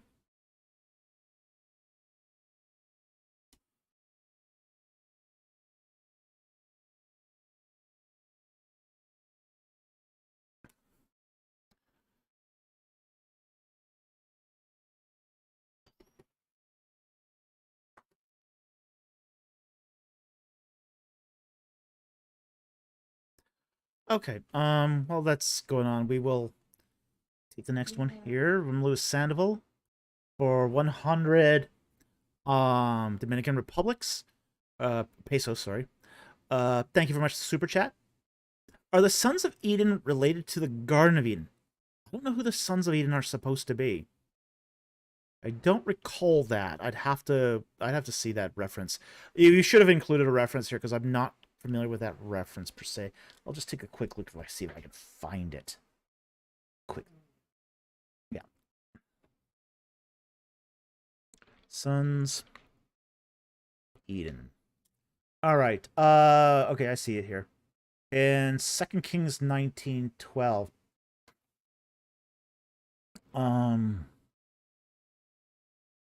Verse 11, Behold, you have heard what the kings of Assyria have done to all the lands, destroying them completely. So you will be spared? Did the gods of those nations which my fathers destroyed deliver them? Even Gazan, Haran, Rezeph, and the sons of Eden who were in Telassar? Where is the king of Hamath, the king of Arpad, the king of Sepharvaim, and of Hema and Iwa?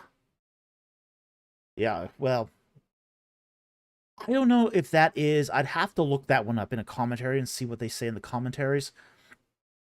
Telassar is a city in Mesopotamia. It would be one of those things where it's maybe a toponym question, where that they believe that Telassar was near Eden, and Eden was in Mesopotamia somewhere because of the forking of the four rivers. So it could be that the author here is associating say Telassar with the toponym of Eden. Okay? But it could be one of those things where it's a toponymic association, even though it's not These are not people that directly descended from, say, the population in Eden. So that's what I would say. It's probably toponymic association. Okay, hope that helps. Thank you very much for the super chat.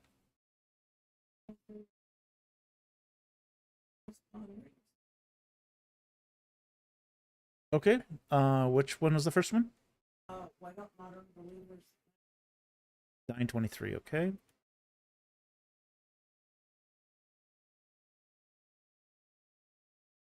Okay, okay, I see it. All right, we'll take this question.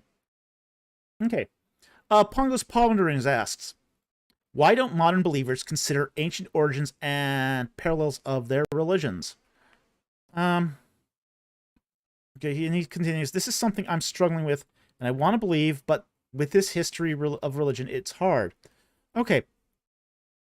Generally, it's a false idea that sort of has been sort of inculcated into our religion, as it were, which is the idea that it's either from God or it's pagan, and you can't. It's a false dichotomy here.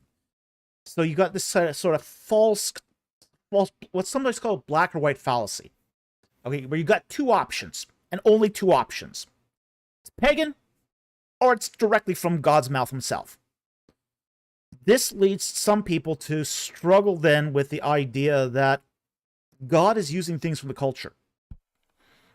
And I basically I encounter this really a lot because of the work I've done on the Ark of the Covenant, where a lot of the Ark of the Covenant has been sort of adapted from ideas found in paganism and then repurposed for Yahweh worship.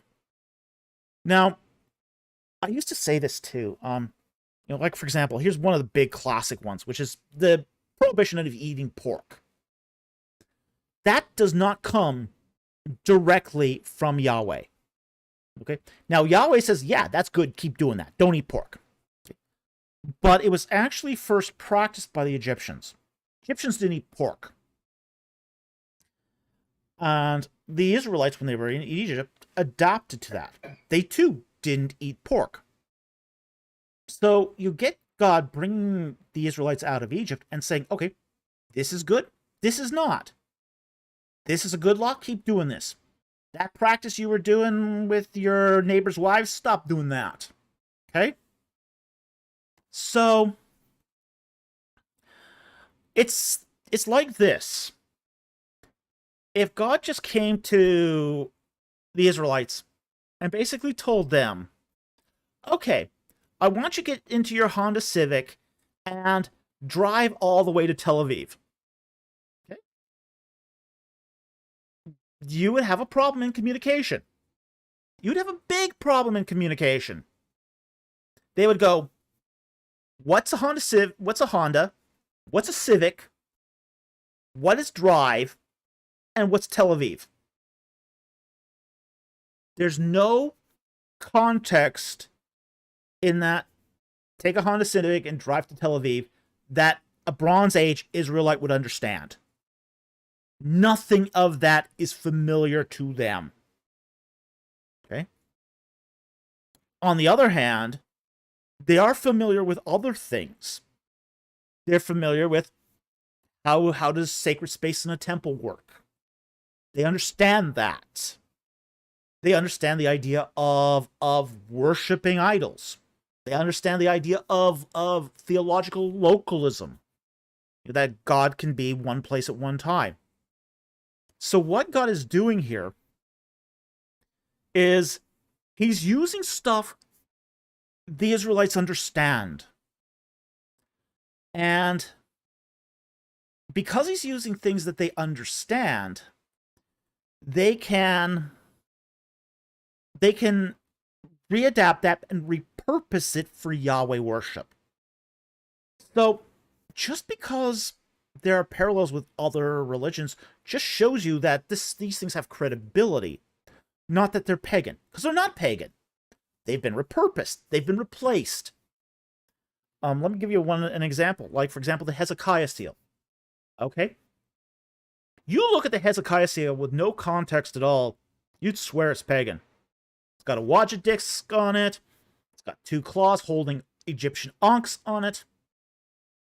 But it's not pagan. It's repurposed symbolism.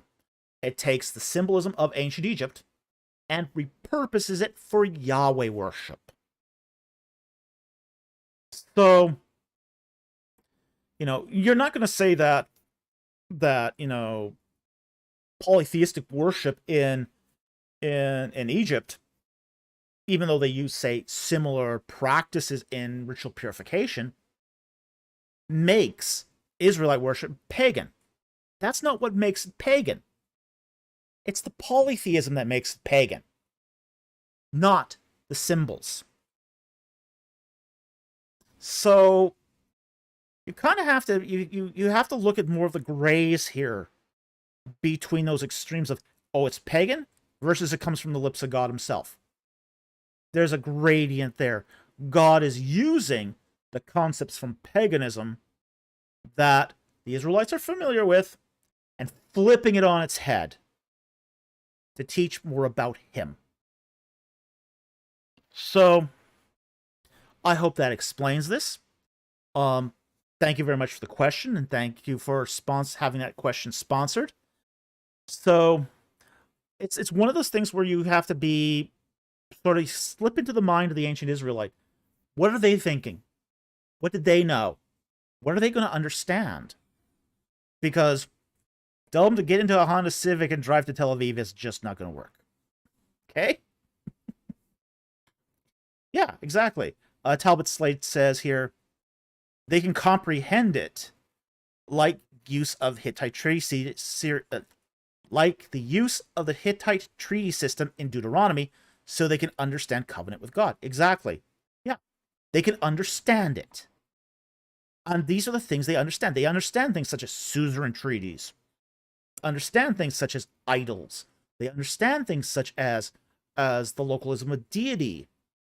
But God's going to take all of those concepts and he's going to flip them on its head. What does he do with the Abrahamic covenant? It's a suzerain treaty, but he flips it on its head. And God himself passes between the parts to flip the meaning of the suzerain treaty. What does he do with the Ark of the Covenant? He has a sacred bark-like structure there with no idol in it. Because there's no idol between the wings of the cherubim, it flips the meaning on its head. It's kind of parabolic teaching. Okay, so hope that helps. Thank you very much for the super chat. Very much appreciate it. Okay, so the next one here is from JCM for $5. Thank you for the super chat. Revelation 13:1. What is the meaning of the Antichrist coming out of the sea specifically? Ooh, interesting question. Let's talk about that. Because it has something very, very specific to do with Israelite thought. Okay? And the text says here, and he stood on the sand of the seashore, and I saw a beast coming out of the sea, having 10 horns and 7 heads, and on his horns were 10 diadems, and on his heads were blasphemous names. Okay. Coming out of the sea. That is something very, very poignant for ancient Israelites. Okay? The Israelites were not a seafaring people. I know that may be shot. They lived in the highlands. They lived in the Judean foothills. They lived in the northern areas of Canaan. They were interior people. They were deathly afraid of the sea. There's a little detail there for Jonah too. That's how terrified he was to go to Assyria, Nineveh, that he took off by boat. Okay, Israelites were terrified of the water. They weren't like Phoenicians. They weren't seagoers. They weren't salty men. Okay? They were sheep herders. They were sheep and goat herders in the highlands. They did some sedentary agriculture up there, but they didn't go on the water. They were terrified of the water. And they were terrified of storms. Okay? The sea for the Israelites, ancient Israelites, represents chaos. It represents chaos. It represents for them a churning, chaotic death. Okay? It was believed that death, Mut, resided under the sea. Sheol was under the sea. Okay? They were terrified of the ocean, terrified of the Mediterranean Sea. So to see the beast coming out of the sea, coming out of this chaos, out of the jaws of death itself, would have been an absolutely terrifying image for the Israelites. It's meant to invoke fear. Be afraid of the beast. He comes out of the sea. He comes out of the chaos. He comes out of the abode of death and Sheol itself. Now, not literally out of those abodes, but that's sort of the image it's supposed to conjure. So yeah, it's not a good look. It's not a good look. It's not meant to be. It's meant to be something terrifying. It's meant to be something. Jeffrey's singing a Little Mermaid, huh? Yes. Well, maybe. Chow Yi sounds like Cthulhu. Very similar imagery. Yeah, it's very similar imagery. You're meant to get that idea that this is what has now, since all the chaos monsters are dead, this is what sort of filled the role of the chaos monsters. So exegetical apologetics plays Under the Sea from Little Mermaid.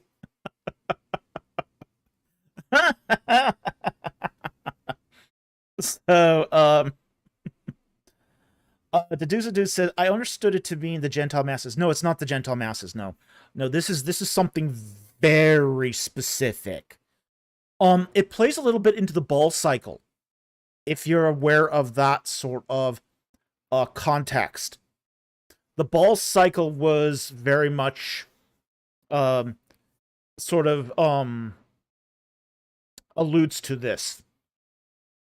The idea of and the ball cycle is a Canaanite understanding of a lot of this, where you had Baal fighting the storm god, fighting the storms, and he's fighting the storms from Death and Hades, Sheol, who are in the sea, and he conquers them for another season.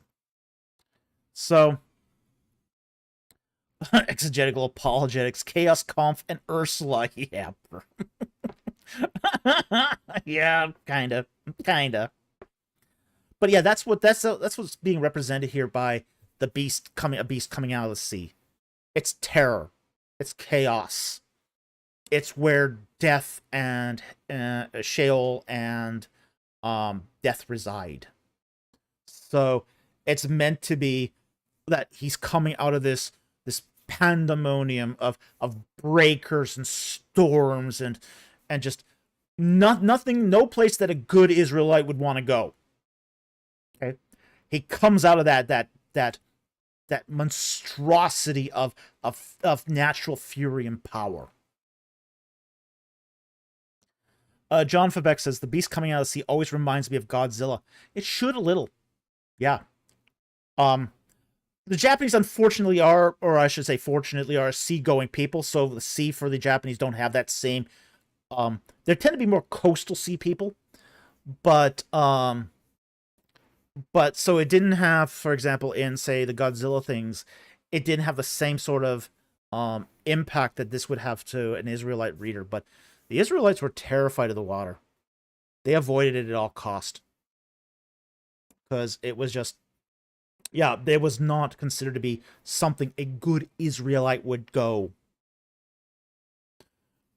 Next Velociraptor Rabbit album name I heard. Could be. Could be. More rumors. Wouldn't deny it. Oh, yes, Mr. EC. He's having a good night. Okay. But that's basically where we get, that's the meaning of the sea here in Revelations 13:1. Okay? Okay. JCM for $2. Thank you for the super chat. What is the ancient Near Eastern context behind Genesis 4:20-22? Okay, let's pull it up and find out. Genesis chapter 4, 20-22. Pull up our Bible here. Okay. And Ada gave birth to Jabal, and he was father of those who dwell in tents and have livestock. And his brother's name was Jubal, and he was the father of those who play the lyre and pipe. As for Zillah, she gave birth to Tubal-Cain, the forger of all implements of bronze and iron, and the sister of Tubal-Cain was Naamah. All right. What's the ancient Near Eastern context? This is ethnography. Okay, this is what we're seeing here is called ethnography. It's the idea that it's a kind of reception history. So they've got these names that allude to the past, that some of them are the names of nations. And they're basically trying to use retrojection here to put it into a framework they understand. Okay? Now, in the case of, for example, Tubal-Cain, that's Turkey. Okay, that would have been in Iron Age Turkey. Okay? So they're sort of, or sorry, not Iron Age, Bronze Age, late Bronze Age Turkey. Now, we have to understand that the forging of iron and bronze is, say, that cusp from the end of the Bronze Age to the beginning of the Iron Age. So this is clearly a retrojection. It does not apply to the time before the flood, even though it's referencing persons and nations that were supposedly before the flood. So it's ethnography. It's a way of making the characters in the narrative here basically understandable to a late Bronze Age, early Iron Age Israelite audience. So that's what's going on here, and that's the context. It's a way of making it understandable. And there's a lot of this. There's a lot of ethnography and a lot of retrojection in Genesis. A lot of it. Someday, in my copious free time, I should write a article on the whole question of both ethnography and retrojection, because I think it's one of those things that's really important for understanding Genesis. Okay, so I hope that helps. Thank you for the super chat. Very much appreciated. Okay, and our final super chat here is from Paul for $9.99. Thank you very much for the super chat. And he says, when you go to San Diego, could you pick a place that we can meet you, date and place? We're still working on our schedule. Okay. Does he mean, is he at ETS? Well, if you're going to be at ETS, we can meet you if we if you share what you're going to be doing, you know, contact me on Discord. Yeah, contact me on Discord and we can arrange a meeting time. Okay. Of course, if too many people start coming onto Discord and arranging meeting times, well, we might have to organize this. But but let me know. Yeah, we can give you vague ideas, that sort of thing, of where we'll be. We can have a selection of places and times. But the big thing is he going to be at ETS? Yeah, the big thing is, will you be at ETS? If you're going to be at ETS, we might be able to work something out. Okay? Otherwise, it'd have to be. Yeah, otherwise it would have to be like a lunch appointment, and those are filling up fast. Jack Ray, everyone get on Discord server in ranged times. No. Yes, we want to meet you, but getting overwhelmed on Discord is not something we want to do either. Okay. So, but we're gonna be I think we've been having we've been meeting people a lot like last year. We met a lot of people after the evangelical philosophical societies meeting because we're out in lobby, and people from YouTube just found us out there right after that meeting, which was really remarkable. I think we met 6 people. We saw 6 people from YouTube just after the EPS reception. No, that's true. A lot of people on this channel are interested in the Evangelical Philosophical Society, which is different from the Evangelical Theological Society, but they have their meeting inside the ETS meeting. So yeah, contact me on Discord and we'll arrange something.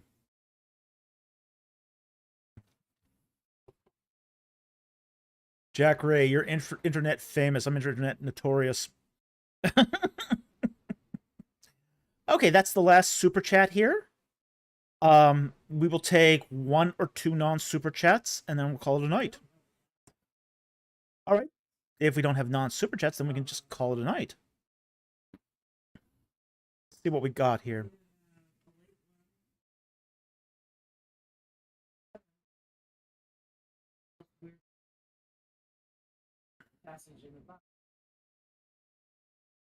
Mm. I don't know if you want to take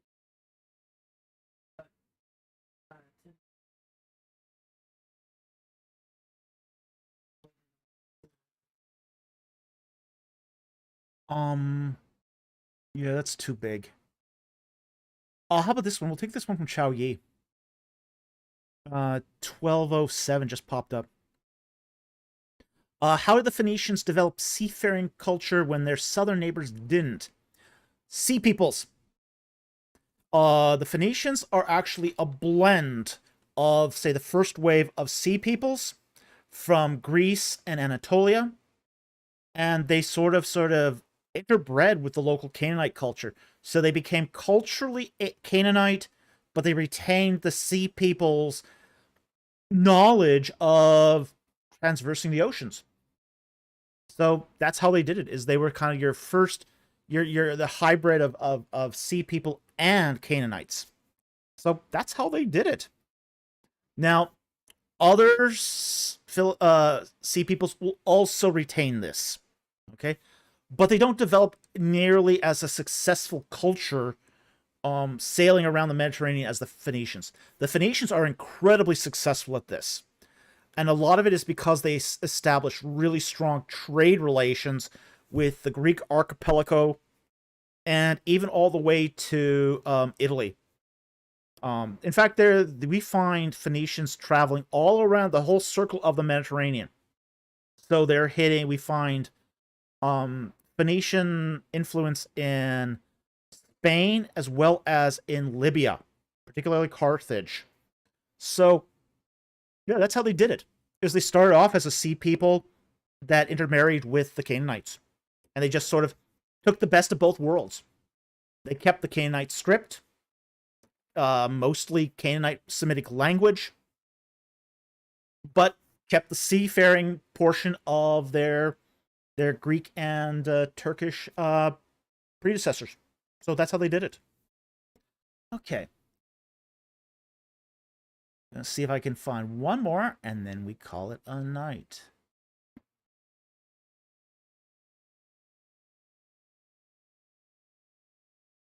Okay, I'll take this one, and this one we'll call it a night. All right, the dude's a dude. If Samson was a bad boy, why was he seen as a judge? Because he was a bad boy, and he was a judge. The Book of Judges is arranged like, say, the Book of Joshua. It's arranged in a didactic order, not a chronological order. So, like the Book of Joshua is arranged from good tribes to bad tribes, the Book of Judges is arranged from good judges to bad judges. Okay? And Samson comes from the tribe of Dan. He's a Danite. Bad tribe, bad judge. Really, really bad judge. Okay? It's basically God using something that's not ideal for his purposes. Okay? So, what's going on here is that judge is a bad, very bad judge. Oh, really, really bad judge. He's supposed to be a Nazarite. Okay? That means he's taken a sacred vow. Sacred vow to keep himself ritually pure for his entire life. Okay? So, he becomes ritually impure when he eats the honey from a corpse. From a dead lion. Ribcage of a lion. He steals clothing. He goes to a wedding where he drinks of the fruit of the vine. And it's really the final straw is when he actually has his hair cut, which is again against the Nazarite vow. There's no part of the Nazarite vow he doesn't break. Okay?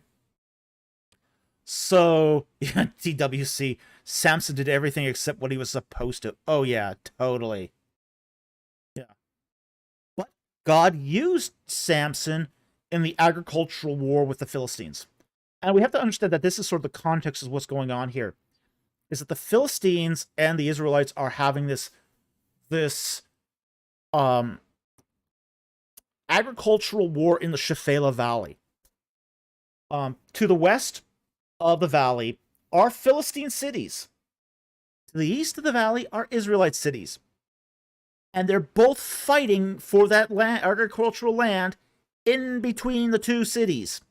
All the way down the valley. So,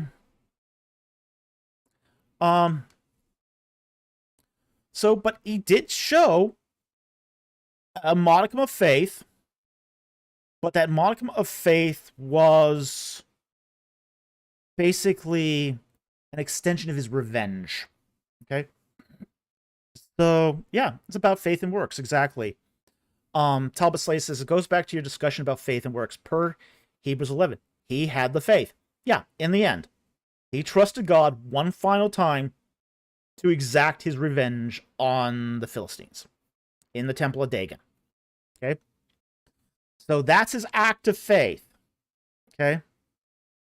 Up to then, it wasn't faith. He just was supernaturally imbued with this strength. But the one time he had to exercise faith was the time he lost it all. So, Pablo Marquez asks, where did it go? What was Samson's error? Well, if he did not just marry a Philistine woman, laugh out loud. The error was that he didn't value anything of God. It's interesting when you look at, say, Samson and the descriptions of the fool. Look at the descriptions of the fool in Proverbs. It's interesting.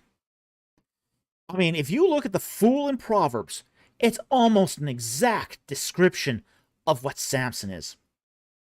Samson is lazy. Okay? He steals what he can't take. What he does is not given. He steals. Okay?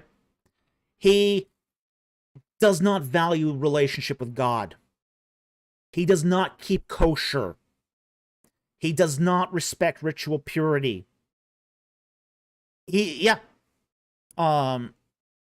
Samson, Jack Ray says Samson was the proverbial fool. He was. He really, really was. Everything he did, I mean, he got his parents ritually impure. Because not only did he eat that honey from the lion's ribcage himself, he gave it to his parents. So he disrespects his parents, too. He didn't honor his father and mother by giving them things that made them ritually impure. He is absolutely the paragon of the fool. Absolutely. So, it's really interesting when you read Proverbs and the passages on the fool. It's just, it could be used as a description for Samson. So his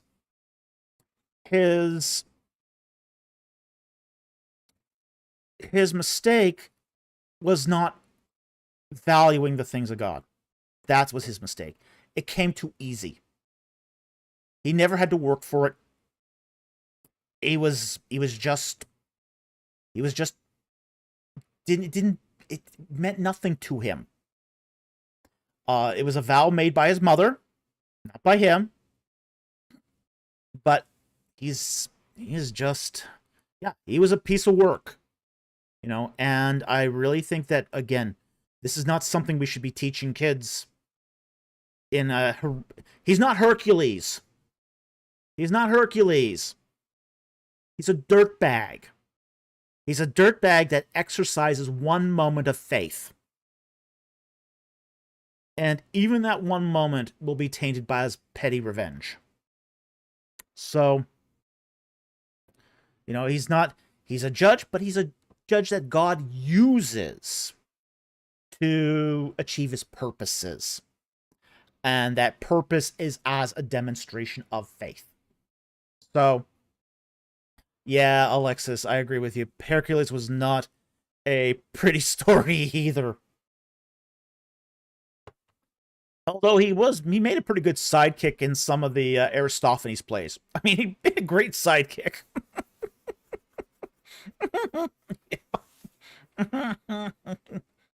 Okay, so that's going to wrap it up, I think, for tonight. I want to thank everyone who joined us tonight. I want to thank those who have donated to us on PayPal. We really, really appreciate that. We've had this question a couple times in the last couple of days, so we're gonna basically say the best way, if you want to just donate to us, is through PayPal. PayPal does take the lowest cut for us, as well as it's usually tax-free for us as well. So we don't get both YouTube and the government double dipping. So if you still want to donate after the live stream, please feel free to do so on PayPal. We thank you very much. Oh, Lewis, one more super chat, huh? Okay.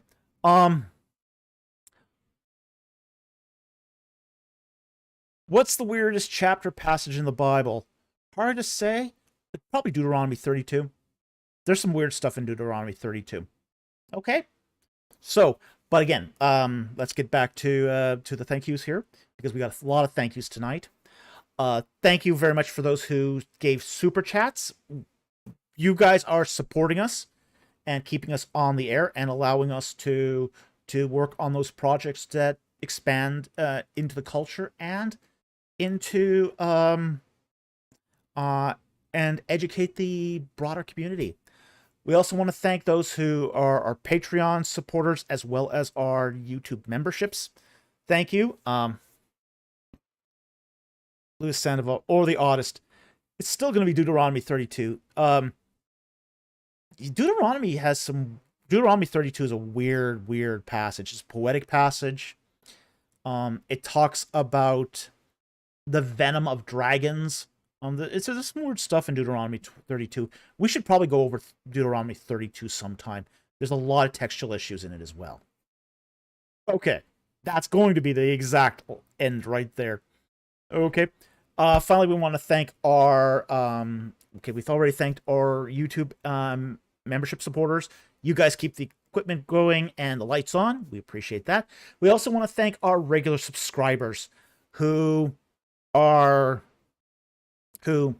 our videos, subscribe to our content, hit that like button, and share our video URLs with other social media platforms. You guys get the message out. So, just a final reminder, if you want to go on that tour of Egypt, sign up for it, because time's running out. If you want to play that D&D game with us on next Friday, you need to have the character sheet and the sign up by Monday. So with that said, thank you very much for joining us tonight.